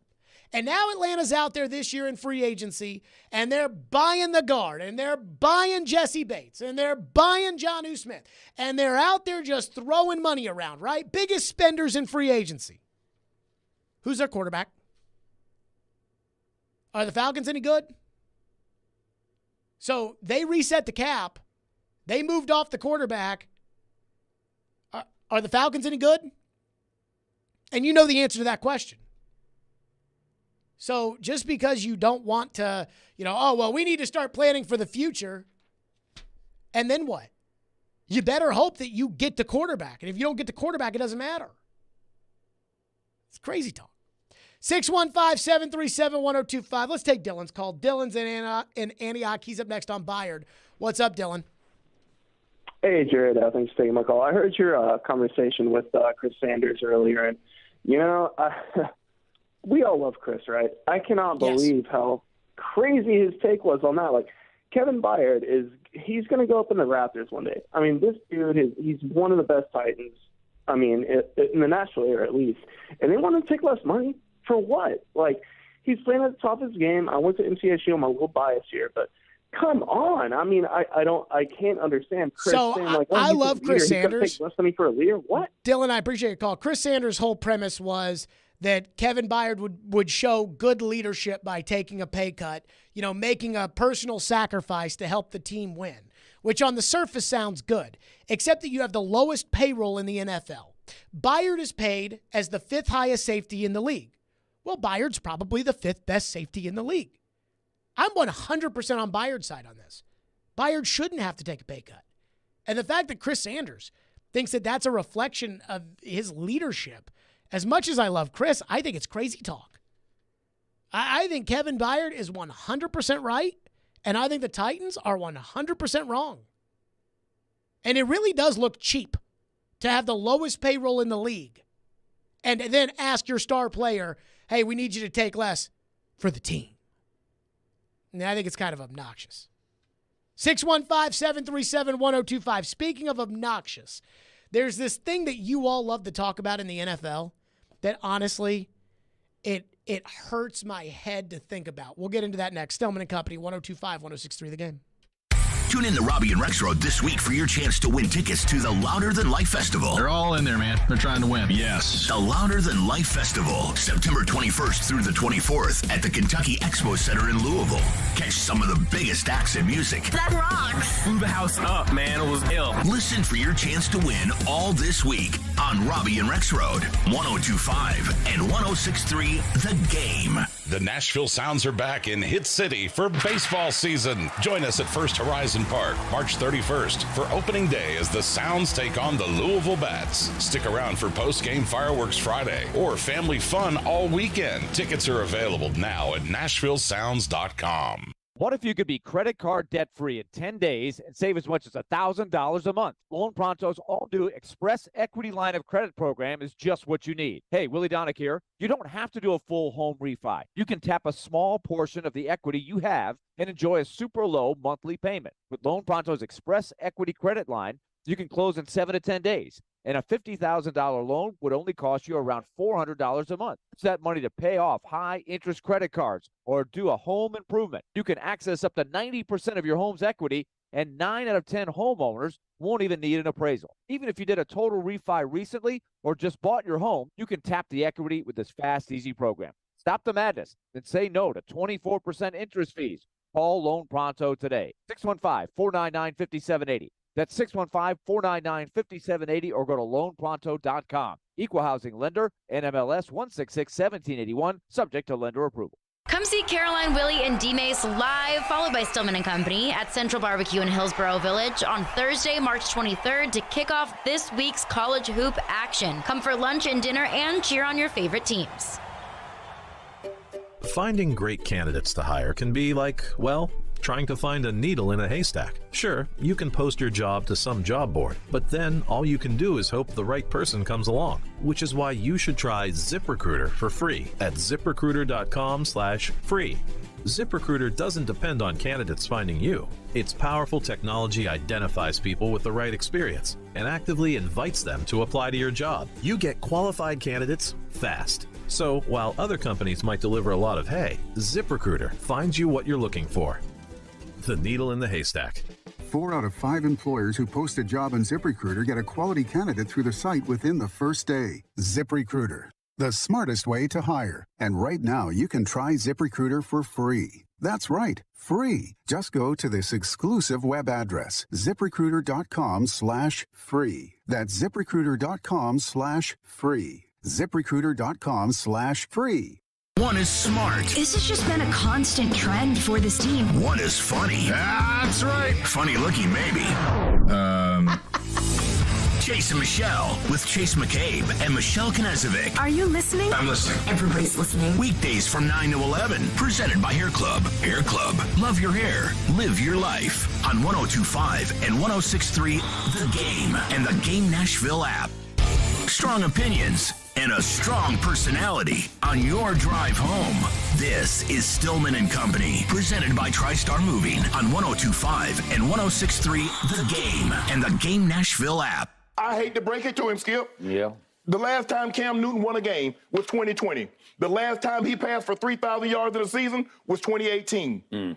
The last time he started every game in the season was 2017. The last time he started a playoff game was 2017. The last time he made the Pro Bowl was 2015.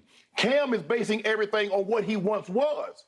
I don't know if Cam has looked at film from 2020 and 2021, but he wasn't good. I don't know who's in his ear. I don't know, because Skip, I'm going to keep it 100 with you and everybody that's watching, and Cam. And him. Cam, you hadn't been good for a very long time, bro. And all you do is put down, well, how these randoms. I'm going to tell you something. They probably not telling you in your circle. That's how the league looks at you now. You're one of them randoms. You're not a guy that says if we get Cam Newton, he's going to alter the trajectory of our franchise. That's not how they perceive you. That's not how they're looking at you. There you go. That was Shannon Sharp on Cam Newton, who's decided he's going to try to make it back to the NFL with, I thought, one of the most obnoxious videos I've seen in a while. Now, it's perfectly on point for Cam because Cam is incredibly obnoxious. But Cam has his video come out where he says, there's no way there's 32 blank blank better than me. And it's like, who's worse than you? Daniel Jones is not worse than you. Kirk Cousins is not worse than you. Kyler Murray is not worse than you. Lamar Jackson is not worse than you. Jared Goff is not worse than you. Tua is not worse than you. Who's worse than you? What starting quarterback in the NFL is worse than Cam Newton? I mean, you could say, well, Kenny Pickett. But let me ask you this. Who would you rather have, Kenny Pickett or Cam Newton? You know the answer to that. 2020 was 3 years ago, and Cam was worthless then. Now, Cam Newton says he's better than the starters in the league.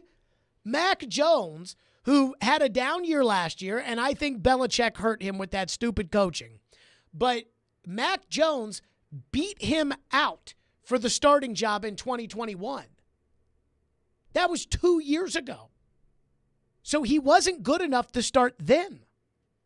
And everybody says, well, if Cam's willing to be a backup, and I heard Tim Hasselbeck today on the Midday Show, and Tim was basically just like, yeah, Cam doesn't strike me as the kind of guy who's going to be interested in being a backup. And that, his personality, it's too much to have as a backup. But to be honest with you, it's not just so much about Cam. But what drives me crazy in the NFL is like the fan and media infatuation with old guys. Cam's old, and Cam's not good anymore. Adam Thielen. Now, I know he signed for a little bit of money there from Carolina, but when Adam Thielen hit free agency, our text line blew up with people being like, what about Adam Thielen to the Titans, Jared? And I'm like, well, Adam Thielen can't run anymore, and he was never really all that fast, but now he's got no speed, and you want to bring him to a team that is vowing to be faster. We get the texts all the time. The Titans should go after DeAndre Hopkins. Have you seen DeAndre Hopkins' stats over the last 2 years? Now, 3 years ago, DeAndre was a 1,400 yards a season guy. But DeAndre's not a 1,400 yards a season guy. DeAndre last year, 700 yards. DeAndre the year before, 450 yards. Oh, and if you want to trade for DeAndre Hopkins, good news, you're going to have to pay him $14.45 million plus $2.25 million as well. No, thank you. And next year, you're going to have to pay him $14.9 million plus that same option as well. You want to pay an old DeAndre Hopkins coming off of a PED suspension and back-to-back under 1,000-yard seasons, $21 million at age 31 years old. Can I ask you all a question? Didn't we just go through that in a move in which the Titans made for Julio Jones that I begged them do not make? I said, whatever you do, do not do this. And I didn't think there was any chance the Titans were going to do that. And then they did. And they're still paying for that Julio Jones move. Not just in dead cap money, but more importantly, the 4th-round pick that Atlanta's going to be able to use this year. It wasn't just the 2nd-round pick last year that's not on your team. It's the 4th-round pick this year that's not going to be on your team. That's a real player now. So, no, I'm not interested in trading for that old guy. I mean, I see everybody talk about the Dallas Cowboys, and the Cowboys won free agency because they traded a 5th-round comp pick for can't run anymore Stephon Gilmore. Yeah, that's going to do you a lot of good when he gets matched up with Devontae Smith. When he gets matched up against some speedster the Giants take in the 1st round this year. He gets matched up with Zay Flowers. That's really going to do you a lot of good. He can't run anymore, but he was good 4 years ago. I mean, the infatuation with old guys, the NFL, and I see the PA comes out and says, the owners are doing us wrong because the owners are not giving us guaranteed contracts. It's like they're not giving you guaranteed contracts because they don't want to pay older players for production that they had in the past. They want to pay for guys that are going to be productive in the future. That's why Drew Brees kept making a lot of money, because Drew Brees was still good. But this idea about, what about Zeke? What about Zeke? Zeke's old. So unless Zeke, who's got a lot of money, unless Zeke's interested in playing for $3 million, I don't think it would make any sense to have Zeke on your team. Now, the guys who are real competitors, they will do that. Adrian Peterson came in here, I think, for the veteran minimum, and he was glad to do it. Adrian Peterson was on a practice squad. But a lot of these guys that have made their money, they're not interested in going to a team for no money. And so these old guys that you all love because you know their names, No. I'd rather have a third-round pick. I'd rather have a Chigakonkwo that I can draft in the 4th round that might actually be a good player. And that's where I think a lot of the rest of the league is the rest of the league rather have those guys too. But this idea that Cam Newton thinks that he's one of the best 32 quarterbacks is just embarrassing. Like, it is absurd that Cam's going to get out there and say, oh, I'm better than the 32 guys out there. Who are you better than? Who are you better than? You're not better. He's not better right now than Carson Wentz. I'm not sure he'd be better than maybe one of these rookies. Maybe. You think he'd be better than C.J. Stroud?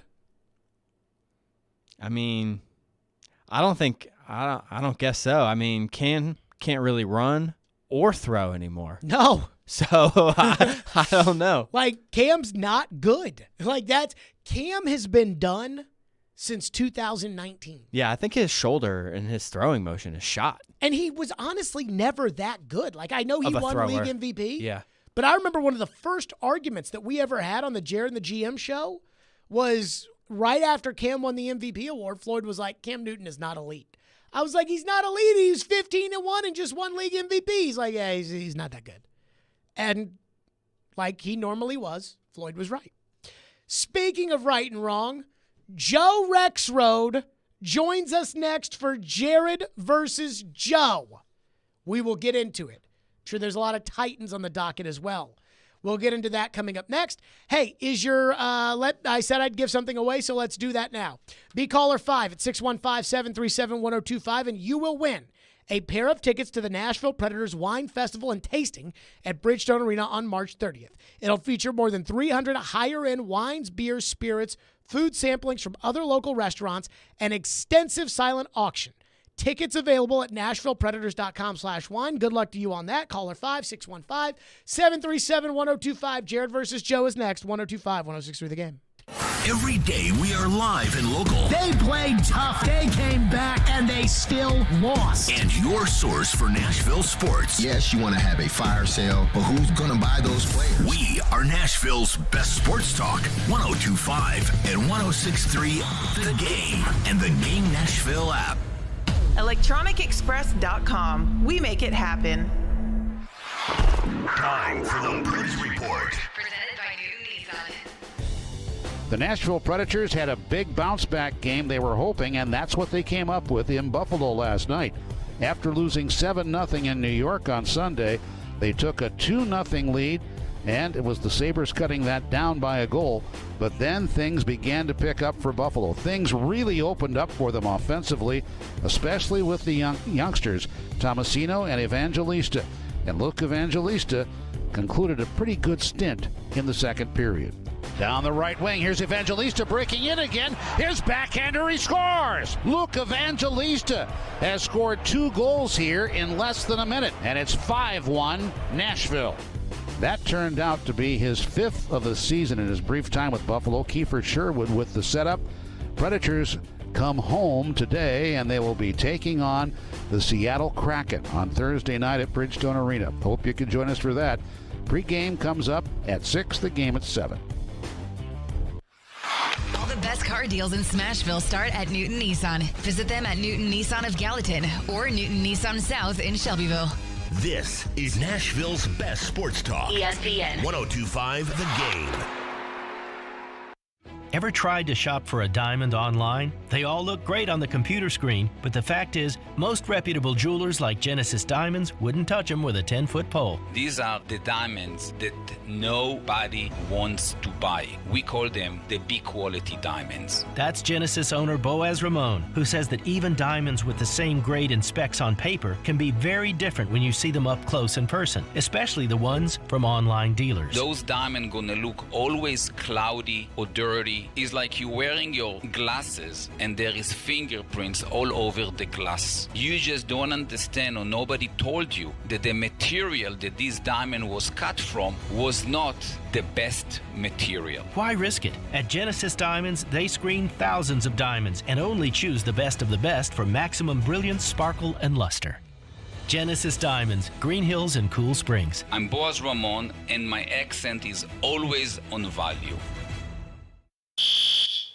Attention all fire and safety line experts. Middle Tennessee's fastest growing fire protection company is looking for experienced service technicians, designers, and sprinkler system experts like you. Tired of working for a large corporate employer? Work for a company where you're more than just a number. Jarrett Fire Protection is owned and operated by Nashville natives and wants to invite you to grow with their amazing team. Hi, I'm Jason Jarrett, owner of Jarrett Companies. I'm looking to hire experienced sprinkler experts and will offer a sign-on bonus of up to $5,000 for certified professionals. In addition to our great benefits that include a 401k match, PTO, and top pay with annual bonuses, we will also provide you with the top-of-the-line tools, trucks, and equipment that you need to grow your career. Our customer base is large and business is booming with many opportunities for advancement. Give us a call or go online to jarrettfire.com and apply today to become a member of our family and protect our community. That's JARRETT fire.com. Jarrett Companies, where we are above and beyond industry standards.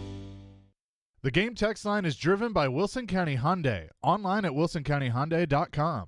Be a part of the conversation. Call or text the game at 615-737-1025. Now, your Game Center update. This Game Center update is brought to you by the law offices of Amanda J. Gentry. The Nashville Predators had a nice rebound game in Buffalo last night, taking down the Sabres 7-3. Rookie Luke Evangelista tallied 4 points with 2 goals and 2 assists to lead the way.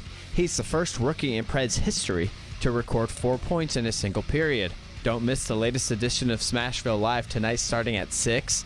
Max Hurst and Hal Gill will be joined by Preds players Alex Carrier and Jeremy Lozon.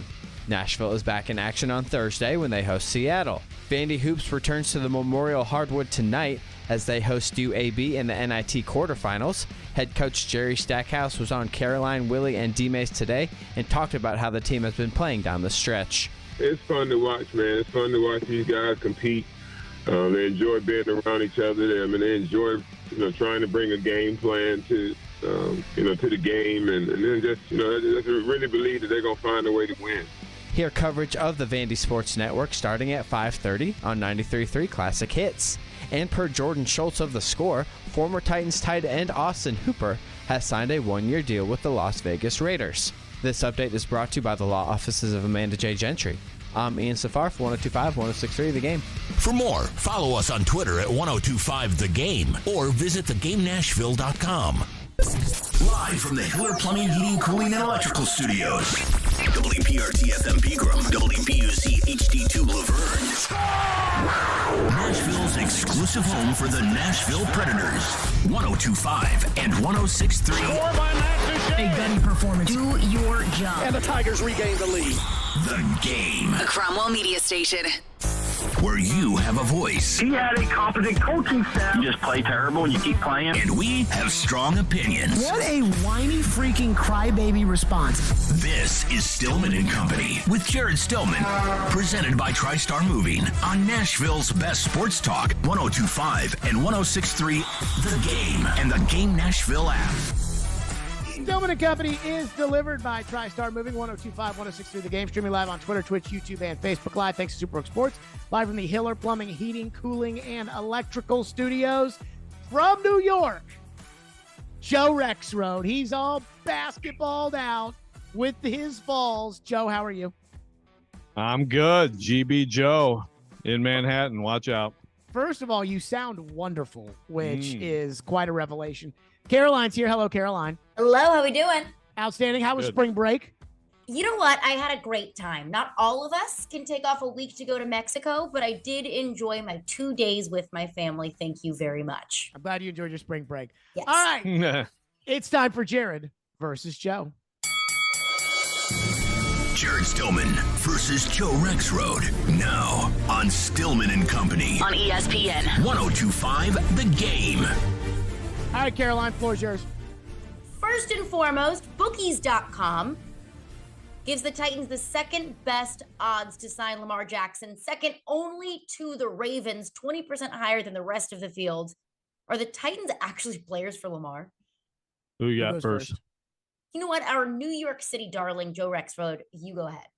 Yeah, I don't see it at all. And I said this on our show earlier. It's like, okay, I remember when like Mike Vrabel had like the best or second best odds to be on the fired this year, right? Like at some point, like early, like when there was no, they weren't in a losing streak or anything. So I just, I think sometimes Vegas odds, I think Vegas knows, and the lines often turn out to be very, very good. And sometimes the odds turn out to make sense, but sometimes they make zero sense. And I don't see the Titans having serious interest in this. Look, the cost is just, I mean, again, we've talked about this. We've debated Lamar Jackson on this before. I am higher on him than Jared is. So I know Jared's answer, but I'm still not high enough given the health concerns and the 2 first-round picks to think that should be anything or will be anything. So I think my thing here is it's not about what do I think about Lamar Jackson, like what I want the Titans to get Lamar Jackson. And the answer to that is no. But it's not about what I think. It's about, like, would the Titans actually write up a contract for Lamar Jackson and be willing to pay Lamar Jackson a contract that the Ravens wouldn't be willing to match? And the answer is no.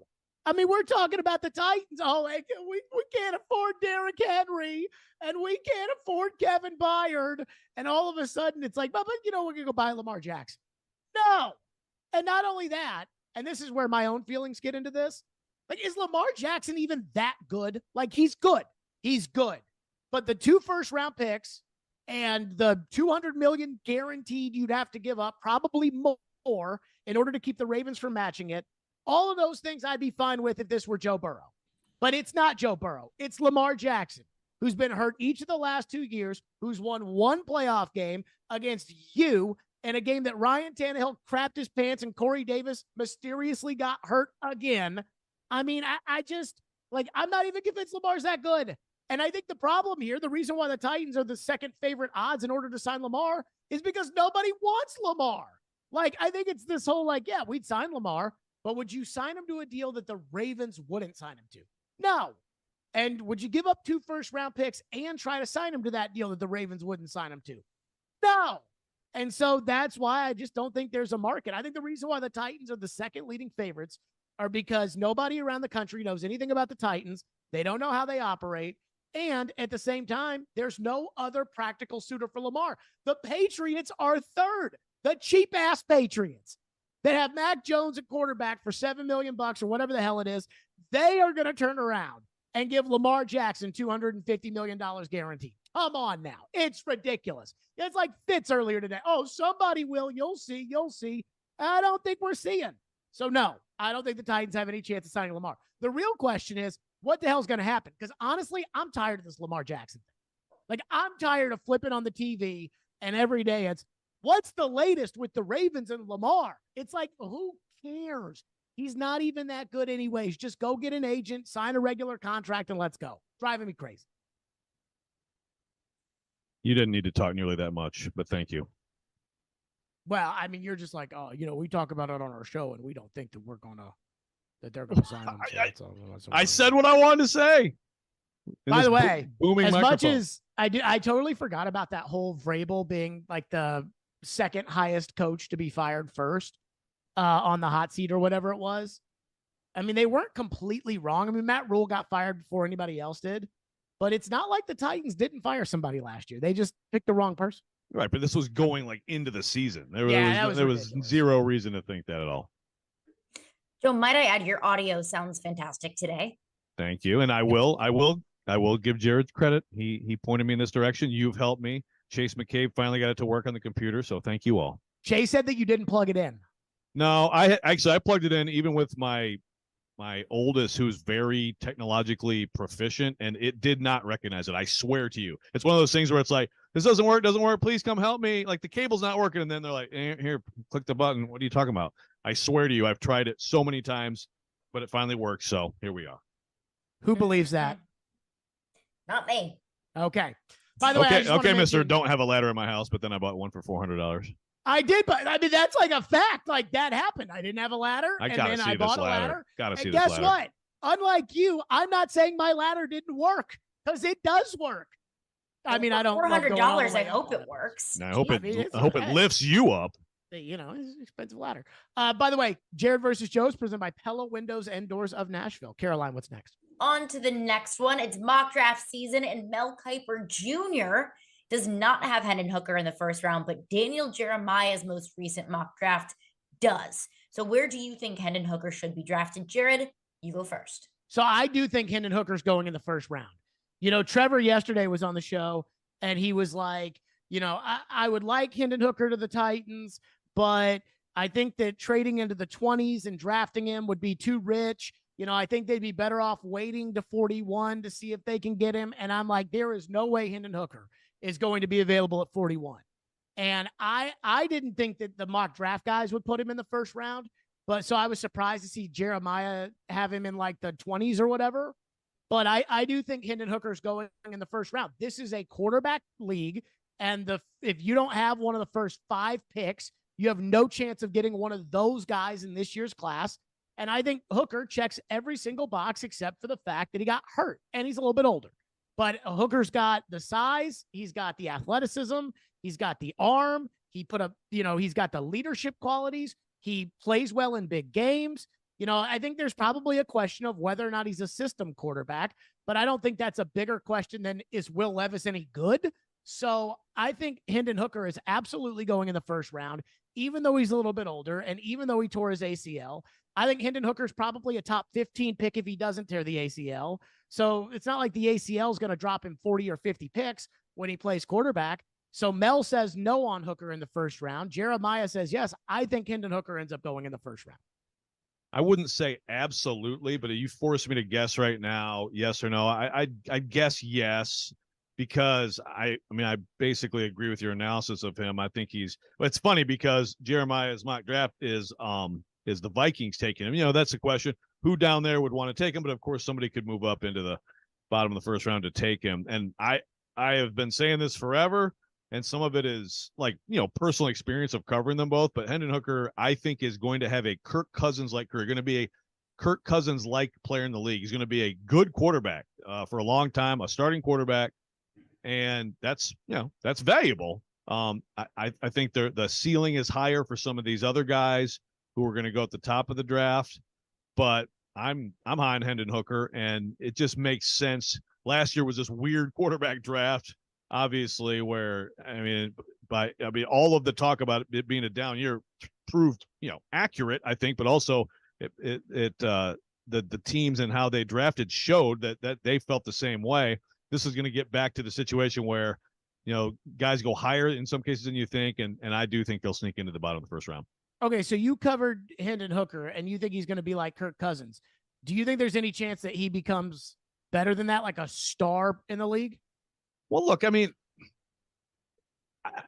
not going to put any limits on him. The reason I think that is because he doesn't have a huge arm. He doesn't. You say he has the arm. He doesn't have the arm that Richardson, Levis have, Stroud. He doesn't have the cannon. Look, he lost the job to Joe Milton in part because it was like you put them on the practice field together and it was like, oh, geez, no, this guy's way more talented than this guy. But the ball's out, and Kirk Cousins, again, this guy barely had Power 5 offers. There were much more talented players than him at Michigan State. But the ball's out fast. He diagnoses quickly. The ball is accurate. So that's why I think it's the same, and great leadership too. And the intangibles for both of them have elevated them beyond their talent level. So that's what's more important. The most important thing for a quarterback in this league is you see things quickly, you diagnose, you get the ball out, the ball's accurate. So who would you rather have, Jared Goff right now, or what you think Hendon Hooker will be in the NFL? Okay, for what period of time?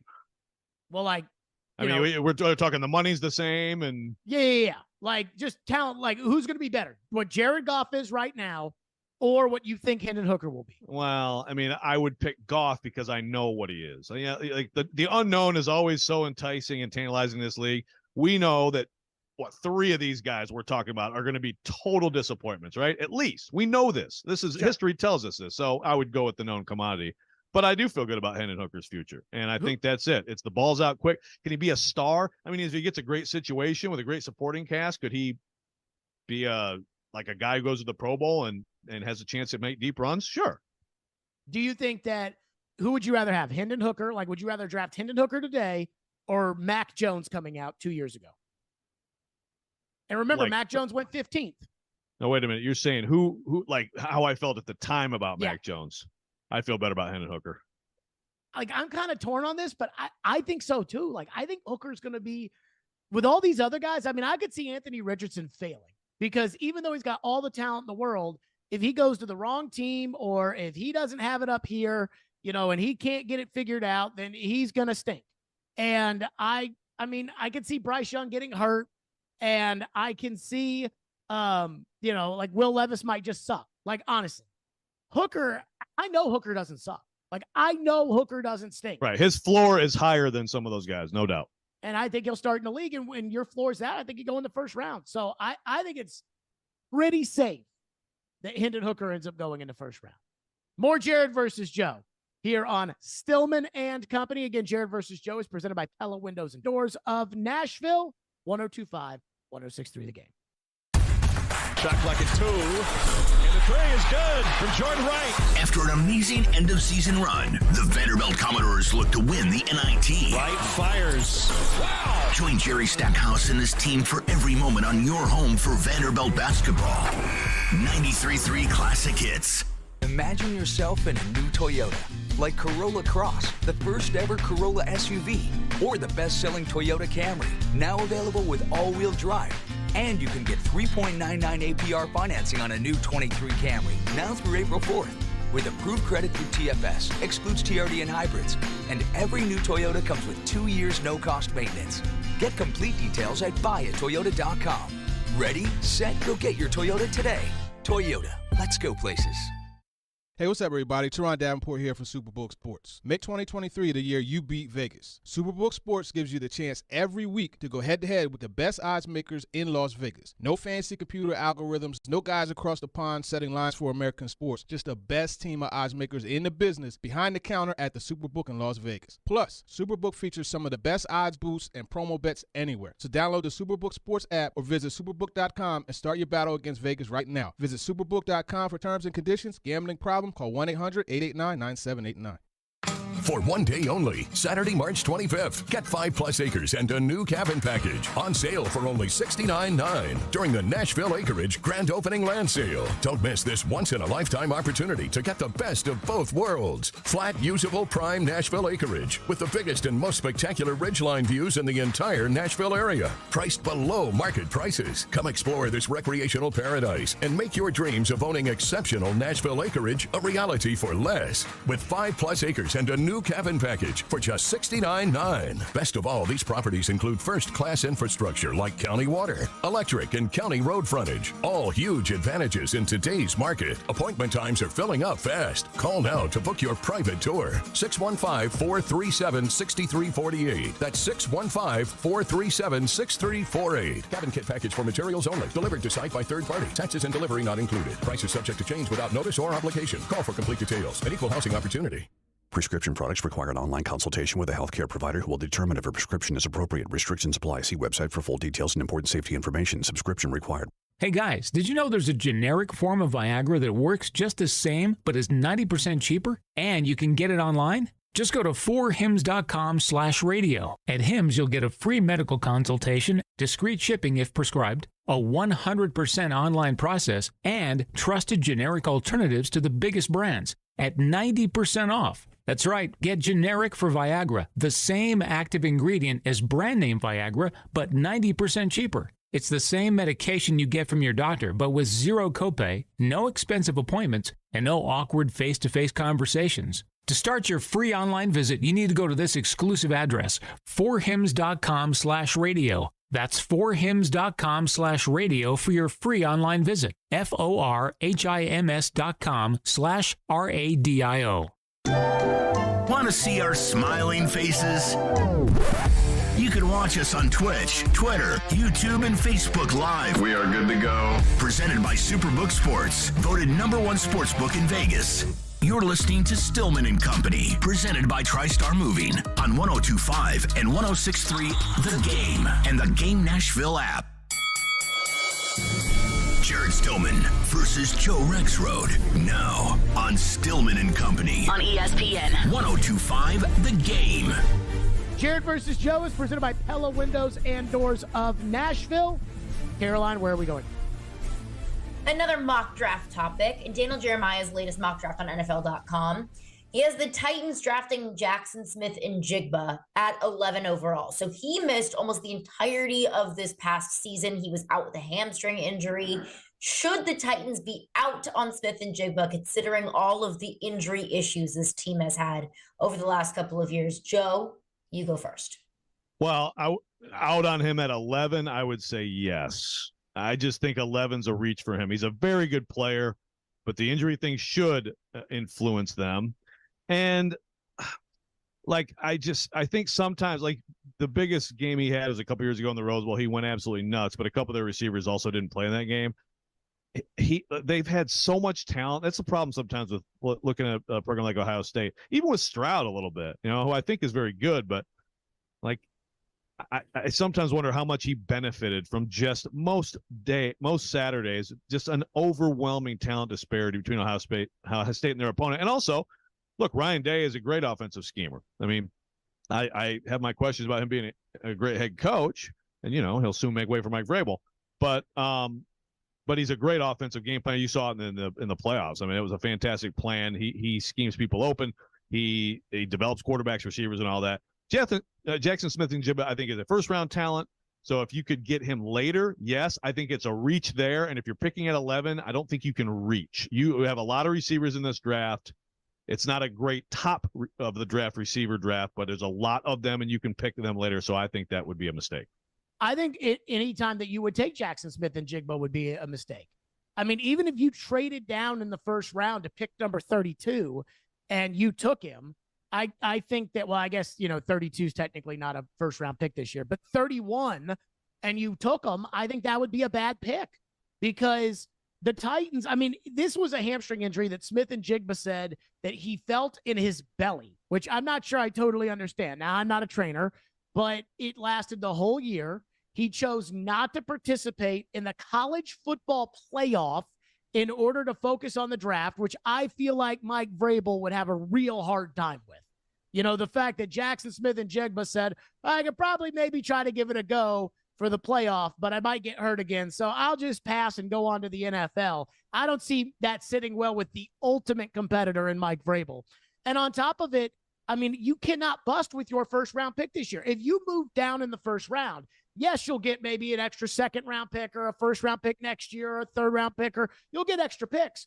But that doesn't diminish the fact that right now you have holes on your team that you've got to hit on this year. And that Vrabel can't sit up there and bitch about soft tissue injuries and then turn around and draft Jackson Smith and Jigba. And so, I mean, I think that if Smith and Jigba had been healthy, Smith and Jigba would be, because there's a premium on receivers right now in the NFL, Smith and Jigba would be going 7th or 8th overall, somewhere in that range. But because of the injury, he may slide back to 18, 19, whatever. I didn't see what he ran at his pro day today, but I was really disappointed he didn't run the 40 at the combine. I'm out. I mean, you cannot sit there and say, well, we can't bring David Long back because he's got a hamstring injury, and then turn around and draft Jackson Smith and Jigba. And, I mean, there's a part of me, I think Vrabel, this would be the player that I think would tear Vrabel up inside the most. Because on one hand, he didn't compete in the playoff, which I think would really bother Vrabel, and he's got a hamstring injury. But he plays the wide receiver position that Vrabel probably needs the most. He's the most talented receiver in this draft, and he went to Ohio State. All three things that Vrabel values. So I could see Vrabel being very torn on Smith and Jigba, even with the 11th pick, but I'm just going to tell you right now, no, it's a bad pick. Just like we yelled about Caleb Farley when it happened. Now, back surgery is a little different than a hamstring, but you can't say no more soft tissue injuries and then draft the guy that had the worst hamstring in college football last year. The only thing I would say about, I think you're overstating the Vrabel, like not playing the playoff game thing a little bit. It's funny because recently someone threw, it was on Twitter, someone threw a video of Vrabel, like serving as an analyst back when like Randy Moss was like in Washington and walked off the field and all this stuff. I don't know if it randomly, I don't even know what was on there, but it was really funny because he got into an argument with the guys. Basically, everybody was ripping him. He's like, what's his production? Like, what's he do on the field for the team? Like, he defended him because he's a great player. So you could also somewhat explain the absence with the concern about the hamstring, right? I mean, you could, there was some talk of that, like it's just, he's got to be careful. It's been a terrible injury, all that stuff. I don't think that would be the big deal, but I agree with you on the soft tissue thing. You call people out, one of them's gone. How do you go after someone who has a real problematic one?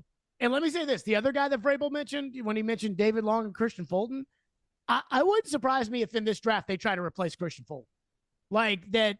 They say, okay, we're going to draft a corner high, and they already signed Murphy Bunting, but he kind of sucks. But we're going to draft a corner high. Hashtag Jared's Film Room says. Oh, Murphy Bunting's. You know what? Do you remember Valentino Blake, Joe? I sure do. Okay, so remember how he'd play like 15 yards off the receiver? Yes, Jared. It'd be like 3rd and 4, and he'd be playing 15 yards off the receiver. That's what Murphy Bunting does. Murphy Bunting stinks. But How many Murphy Bunting snaps did you watch in hashtag Jared's Film Room? I watched 2 whole games. I watched the Dallas playoff game, in which everybody on that team played poorly. And I watched the Arizona game with Trace McSorley. And Murphy Bunting there wasn't really much involvement of Murphy Bunting in that game. He's little. Like, even though he's 6 foot, he's little, but he's, he plays about 19 yards off DeAndre Hopkins.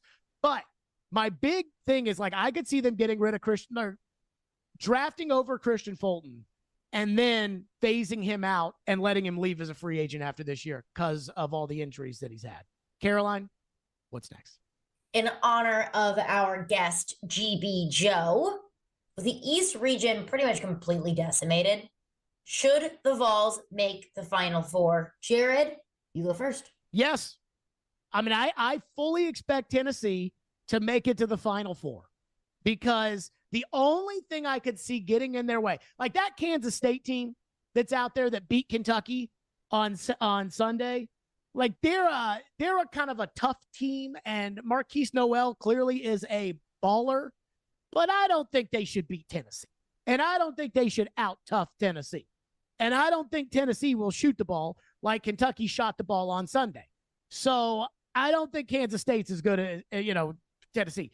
Tennessee's going to, I think, have the home crowd in Madison Square Garden because, Michigan State has fans, but are they all going to go up to New York for their 7th seed team? Joe would know more about that than I would. But obviously FAU has no fans, and Kansas State fans are not going to New York, and they don't have that many fans. So they're going to have the building. They're the betting favorite to win that region.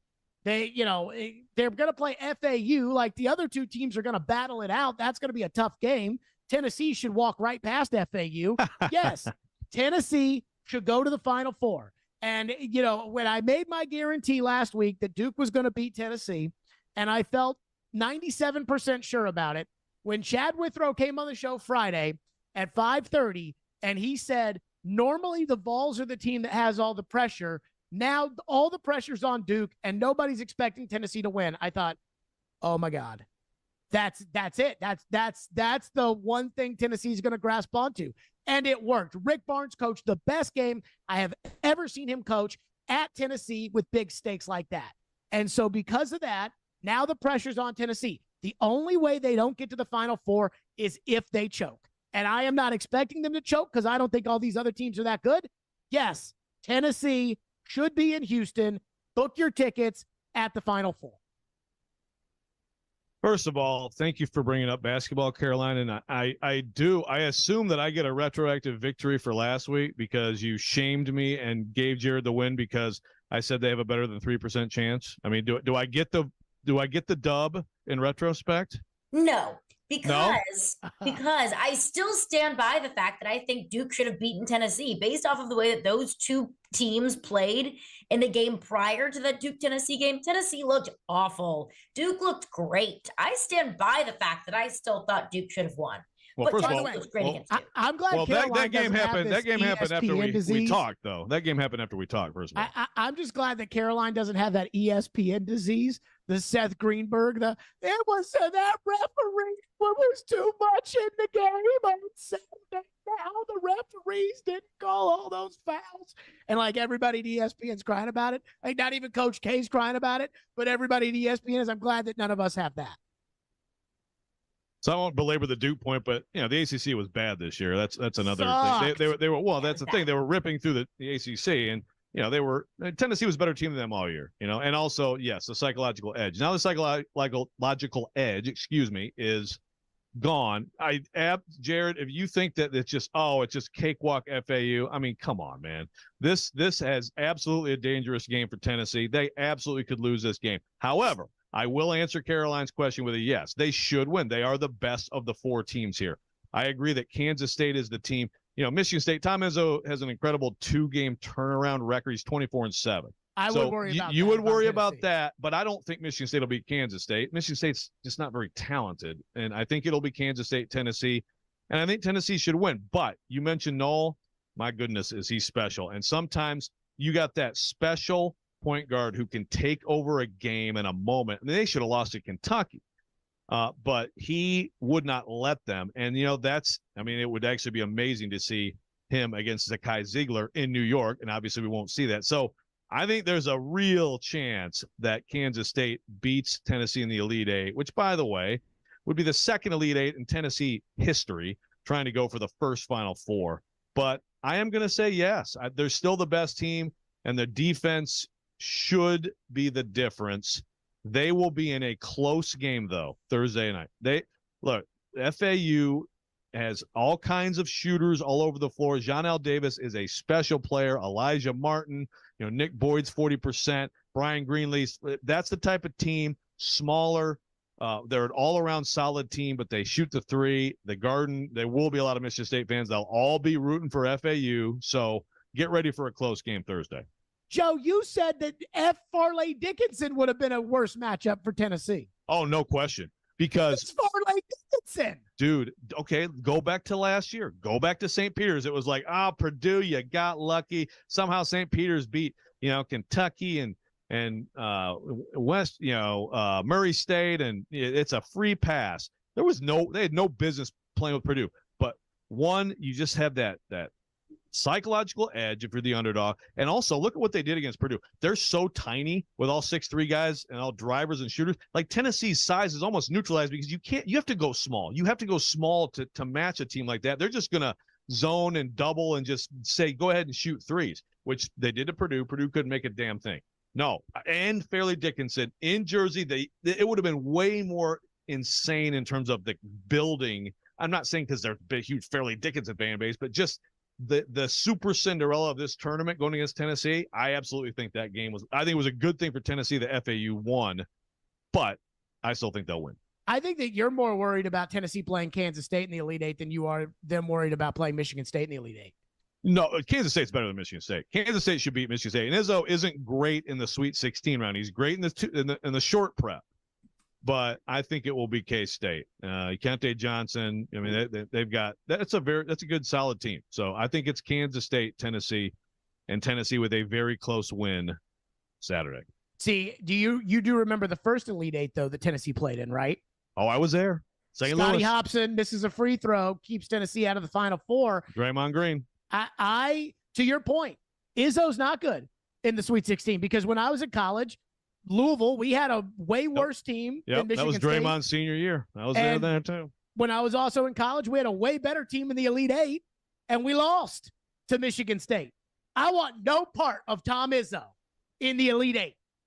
Are you going to get him on the show if on Friday if they play Tennessee on Saturday? I mean, I can try. I mean, y'all are buddies. Have you already said hi to him? Bestie Pop Tom Izzo. Y'all gonna hang out in New York? Have y'all getting bagels and coffee or what? Maybe a little Sparrow. You never know. Caroline, who wins this week? Classic New York slice.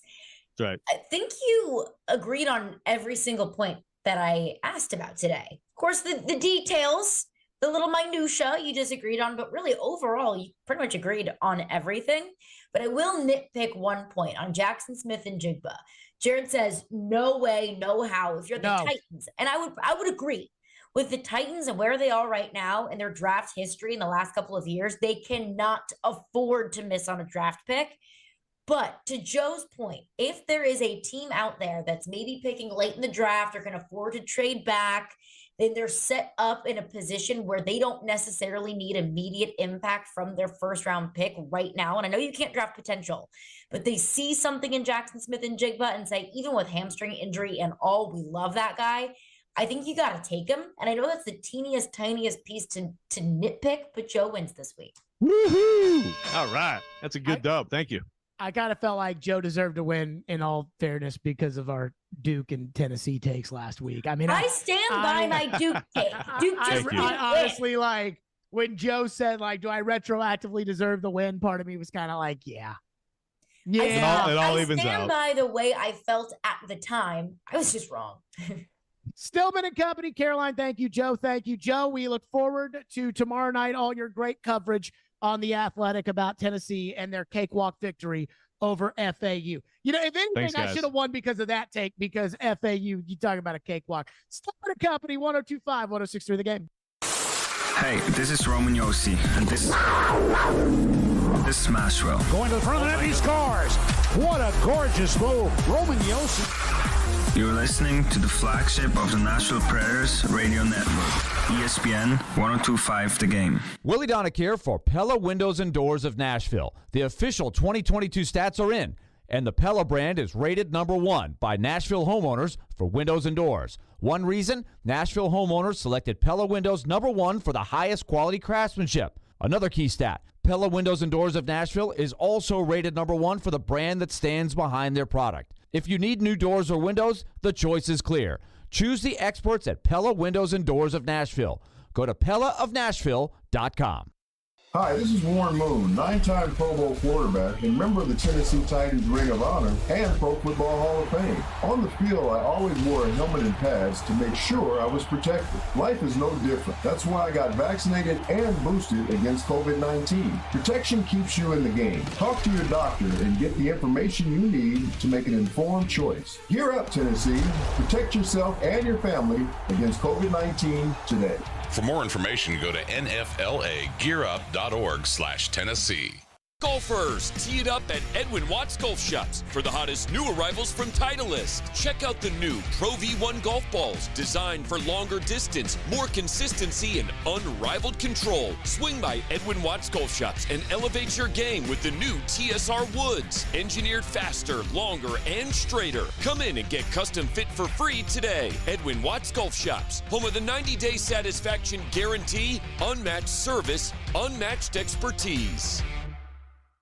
This week's Nashville's best deal is Eastside Bowl in Madison, a vintage bowling alley, music venue, diner, lounge, and arcade designed by locals for locals. And March 28th, don't miss the Battle of Nashville, Nashville's best Rage Against the Machine tribute band. Right now, you can get 2 hours of bowling plus shoe rentals for up to 6 people for just $45. That's 2 hours of bowling plus shoes for up to 6 people, just $45. Go to thegamenashville.com/deals to get yours now. When you want live and local, If they were just better at the offensive line. You can be a contender in the AFC again. they've had more winning seasons than not. 102.5 and 106.3 The Game has you covered. Looking for some national programming? Why do I want to get a running back like that 5 more years? The AFC now is so deep at quarterback. Check out 94.9 The Fan. Nashville's home for all things sports is 102.5 and 106.3 The Game and 94.9 The Fan. Hey, Nashville, this is Dan Lebitard. You're listening to Nashville's best sports talk, ESPN 102.5 The Game. Stillman and Company, congratulations to Joe Rexrode. I think it'd been like 3 in a row for me. So congratulations to Joe. You know Joe's having the time of his life out there covering basketball. So I heard something today on the midday show that I'm not saying is not true. I'm not arguing that Tim Hasselbeck is wrong or that Willie asking the question about, why this matters and everything else is wrong or anything like that. But Willie, they were talking, the midday show, Derek, I think, is really big on this, about the idea that, the Titans, they can't compete in this loaded AFC anyway, so why try? And so Willie asked Tim Hasselbeck, where does he think the Titans rank right now in the AFC? And here's what Tim Hasselbeck said. What is best case scenario if we bring everybody back? And so where do you fit roster-wise because of that? Well, look, I think let's run down them. Buffalo's better. Miami's better. The Jets would be better. Baltimore, Cincinnati, Cleveland would all be better. In the conference itself, look, I guess you could probably say Jacksonville, for sure, maybe Indy, depending on what happens there. And then the West is like all of those teams seem to be really talented. Look, you're way down the line. You're way down the line. And so you heard that right there where it's like, hey, it's you're so far down the line, why even try? Which is how a lot of you feel. And the one thing I thought listening to that on my way in was, why does that matter? It's a March. What is it? The March 23rd? It's March 22nd. Why does it matter where you rank in the AFC on March 22nd? Where did Cincinnati rank on March 22nd, 2021? Where did Philadelphia rank on March 22nd, 2022? This is not the NBA, where if you don't have that transcendent player, you have no chance to compete. I'm sorry, Utah Jazz, but you're not going to be able to knock off Kevin Durant. This is the NFL. You know what's funny is I was looking at Mel Kiper's latest mock draft, and he's got Tyree Wilson, the pass rusher from Texas Tech, as the Titans pick at number 11. And when I saw that, I thought to myself, okay, they don't really need a pass rusher because they have 4, plus Weaver is 5. And then, you sign another one of these guys, veteran, minimum salary, Mario Edwards Jr. types, and that's probably enough. And yet you use the 11th overall pick. Now you're talking about a huge contract for Landry, a huge contract for Simmons, 2 legitimate contracts for Key and Autry, and the 11th pick on the defensive line. But then I thought about this. What if Tyree Wilson is the next Javon Curse? 7 sacks in each of the last 2 years at Texas Tech. He has a build similar to Curse. He's a couple of inches taller and roughly the same weight. And I was listening to Rick Spielman, the former Vikings general manager, talk about this today. And Rick Spielman was like, oh, yeah, if he's there at 6 for the Lions, they have to take him. So I don't think he's probably going to be there for the Titans at 11 like Mel Kiper has in his mock draft. But I'm just saying, if he's there and he's that kind of impact player, I mean, come on now. And not only that, this whole idea of where they rank now, not only does it not matter, but oftentimes that's not actually what happens in the NFL. Remember when the schedule came out last year and we were like, oh, crap.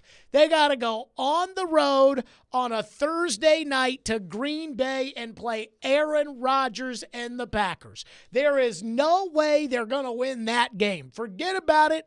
No chance to beat Aaron Rodgers and the Packers. And then they did. And also when it comes to where they rank in the AFC, that night, which I believe was late November, pre-Thanksgiving, that night that they beat Green Bay to improve to 7-3, and one of their losses was at Kansas City on Sunday Night Football with Malik Willis at quarterback, I think every person in the country thought the Titans were one of the top 4 teams in the AFC. And that was what? 6 months ago? 6 months ago, every single person in the country thought the Titans were one of the top 4 teams in the AFC. The Titans lost to the Bengals by 4 points the next week. We talked about it on the show. The Bengals, the previous year's defending AFC champions, who ended up, a freaking eyelash away from the Super Bowl again this year. And we had a topic on this show that was, did the Titans lose to the Bengals because they don't have the horses, or did the Titans lose to the Bengals because they didn't play well? And both Caroline and I said it was because they didn't play well. So I guess it's a long-winded way of saying, who cares where you rank in the AFC on March 22nd? It doesn't matter. And the NFL is not a sport where you can look at your team like the NBA and say, oh, we don't have a chance. It's just not that way. And so to sit there and say today, like, oh, no shot. This is not college football where if you lose 2 games early in the season, you're out. And so we can look at, 90% of the teams in Division I and say, yep, don't really feel like there's a great chance next season that Mississippi State is going to win the national championship. Nobody thought the Eagles would be competing for the Super Bowl. Nobody thought that the Broncos and the Rams on Christmas Day was going to feature two unwatchable teams. So we need to give it a rest.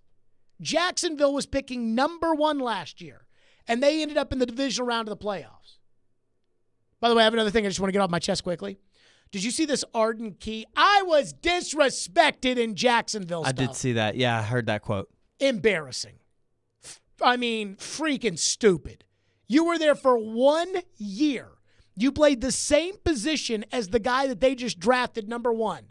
What'd you think? They were going to pick you over him? I mean, you were there for 1 year. He's like, we changed the city. I'm sorry. Did you win the Super Bowl? Were you the Super Bowl MVP? No. You were a role player on a regular team. Sorry, you weren't Trevor Lawrence, and they didn't treat you like it.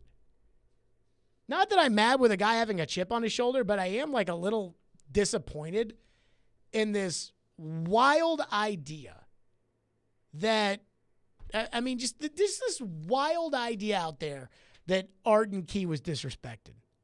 Stillman and Company, 102.5, 106.3, The Game.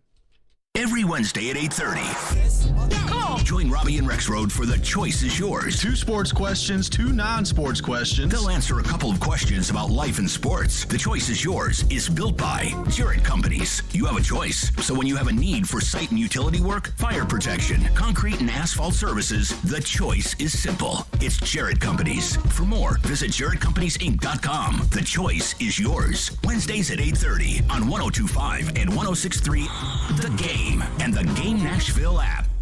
Middle Tennessee, you can count on an award-winning service team for all your home maintenance and improvement needs. Lee Company, we're A+ rated with the Better Business Bureau and trusted by thousands of homeowners in our community. Our team is ready to assist with all your home maintenance projects, heating and air conditioning, plumbing, electrical, appliance service, and more. Experience the convenience of calling one phone number for all your home maintenance needs. Call Lee Company today at 615-567-1000 or visit leecompany.com.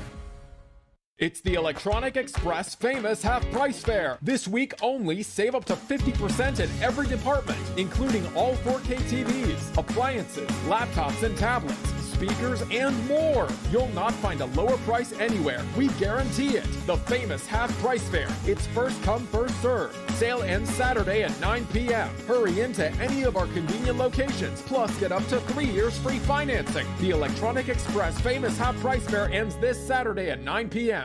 What if you could be credit card debt-free in 10 days and save as much as $1,000 a month? Loan Pronto's all-new Express Equity Line of Credit program is just what you need. Hey, Willie Donick here. You don't have to do a full home refi. You can tap a small portion of the equity you have and enjoy a super low monthly payment. With Loan Pronto's Express Equity Credit Line, you can close in 7 to 10 days. And a $50,000 loan would only cost you around $400 a month. It's that money to pay off high-interest credit cards or do a home improvement. You can access up to 90% of your home's equity, and 9 out of 10 homeowners won't even need an appraisal. Even if you did a total refi recently or just bought your home, you can tap the equity with this fast, easy program. Stop the madness and say no to 24% interest fees.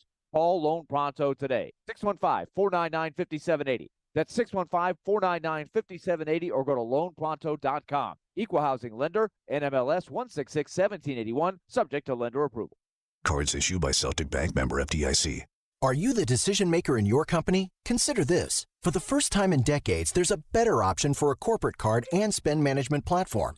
Meet Ramp, the only corporate card and spend management system designed to help you spend less money so you can make more. Most corporate credit cards offer points as incentives, but those points amount to less than their worth in real cash value. Ramp's business cards offer you cash back, real money in your pocket. Plus, you control who spends what with each vendor. And Ramp's software collects and verifies receipts automatically, which means you'll stop wasteful spending and close your books in hours instead of days. Businesses that use Ramp add up to 3.5% to their bottom line the first year. If you're a decision maker, adding Ramp could be one of the best decisions you've ever made. And now get $250 when you join Ramp for free. Just go to ramp.com/sports. Ramp.com/sports. RAMP.com/sports. A show that lives and breathes sports. Focus in, focus in, focus in. from the SEC. Credit to the Alabamas, the Georgias, and the Ohio States of the world. To the Preds. They've been in a lot of really tight games, but they're not winning enough of them. To the Titans. He's talking about what this franchise has built over the years. Caroline, Willie, and D-Mace. What is this? Check it out. Weekdays from 11 to 2 on 102.5 and 106.3 The Game and the Game Nashville app. Strong opinions and a strong personality on your drive home. This is Stillman and Company, presented by TriStar Moving on 102.5 and 106.3 The Game and the Game Nashville app. It's fun to watch, man. It's fun to watch these guys compete. They enjoy being around each other. They enjoy, trying to bring a game plan to the game, and then just really believe that they're gonna find a way to win. And I think that's an intangible that I don't know. I mean, you work on, but you don't know when that's gonna click in. But they really feel like they're gonna find ways and make plays to win, and it worked for us. Man, I don't know if you win that game 9 out of 10 times, but we did win it the one time, and I think they really believe that. I mean, late game situation, the execution has been, really sharp. Again, still a degree, another level that we can go to, but it's been sharp enough for us to have success. And again, being able to bring some pressure late and extend the game. Jerry Stackhouse was on the midday show earlier today. They're playing in about 8 minutes on ESPN2 in the NIT quarterfinals. Winner to Vegas. They play UAB. Let me just say this about Vandy and the NIT. And I told you this, and I went to the wall in support of Vanderbilt making the NCAA tournament after they beat Kentucky. I've been very hard on Jerry Stackhouse over the years.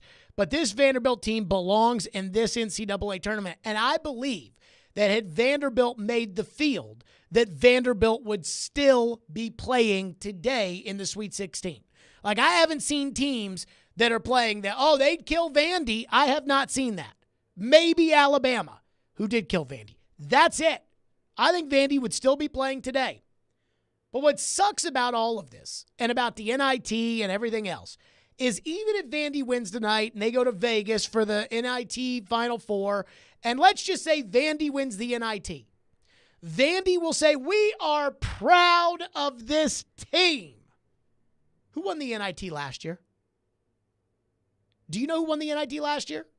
I do not. Not off the top of my head. Who won the NIT the year before that? Couldn't tell you. What about the year before that? I sense a pattern. And, that's the thing that sucks about this. And not only that, let's say Vanderbilt does win the NIT. Do you think Chris Reynolds, the chairman of the committee, and that committee that so stuck their middle finger in the face of Vanderbilt, do you think that they'll say, wow, you guys were right and we were wrong? Vandy, you did belong in the NCAA tournament.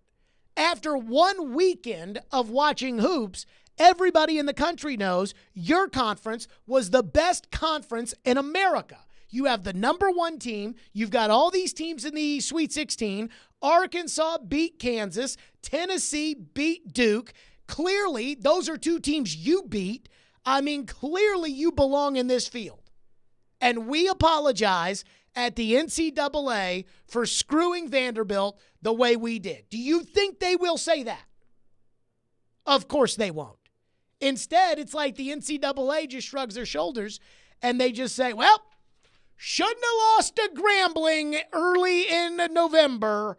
Sorry you lost that game, but that's why you didn't get it. Should have had a net ranking better than 80. Like, who cares about the net ranking right now? Now, I've never used the NIT to judge whether or not a team belonged in the NCAA tournament because normally the number one seed of the NIT. Now, I'm not a guy who bets in Vegas on NIT games, but I think it would be wise on a consistent basis to bet the number one team that gets left out of the tournament because they almost always pack it in the NIT. But this Vanderbilt team, they haven't quit. Now, I'll give them credit because they got totally, shamed isn't the right word, but just disrespected by the NCAA tournament committee 1 week after the committee disrespected Vanderbilt. They've already proven that they belong, not just with their play in the NIT, but more importantly, the play of the SEC in general. And yet, even if they win this NIT, it's not like they'll get an apology from the NCAA. It's not like they'll get a, you were right, we were wrong, sorry about it. Max and Hal have Smashville Live with Alexander Carrier and Jeremy Lazan. That's next. Big win for the Preds last night. Stillman and company. We'll see you all tomorrow at 2.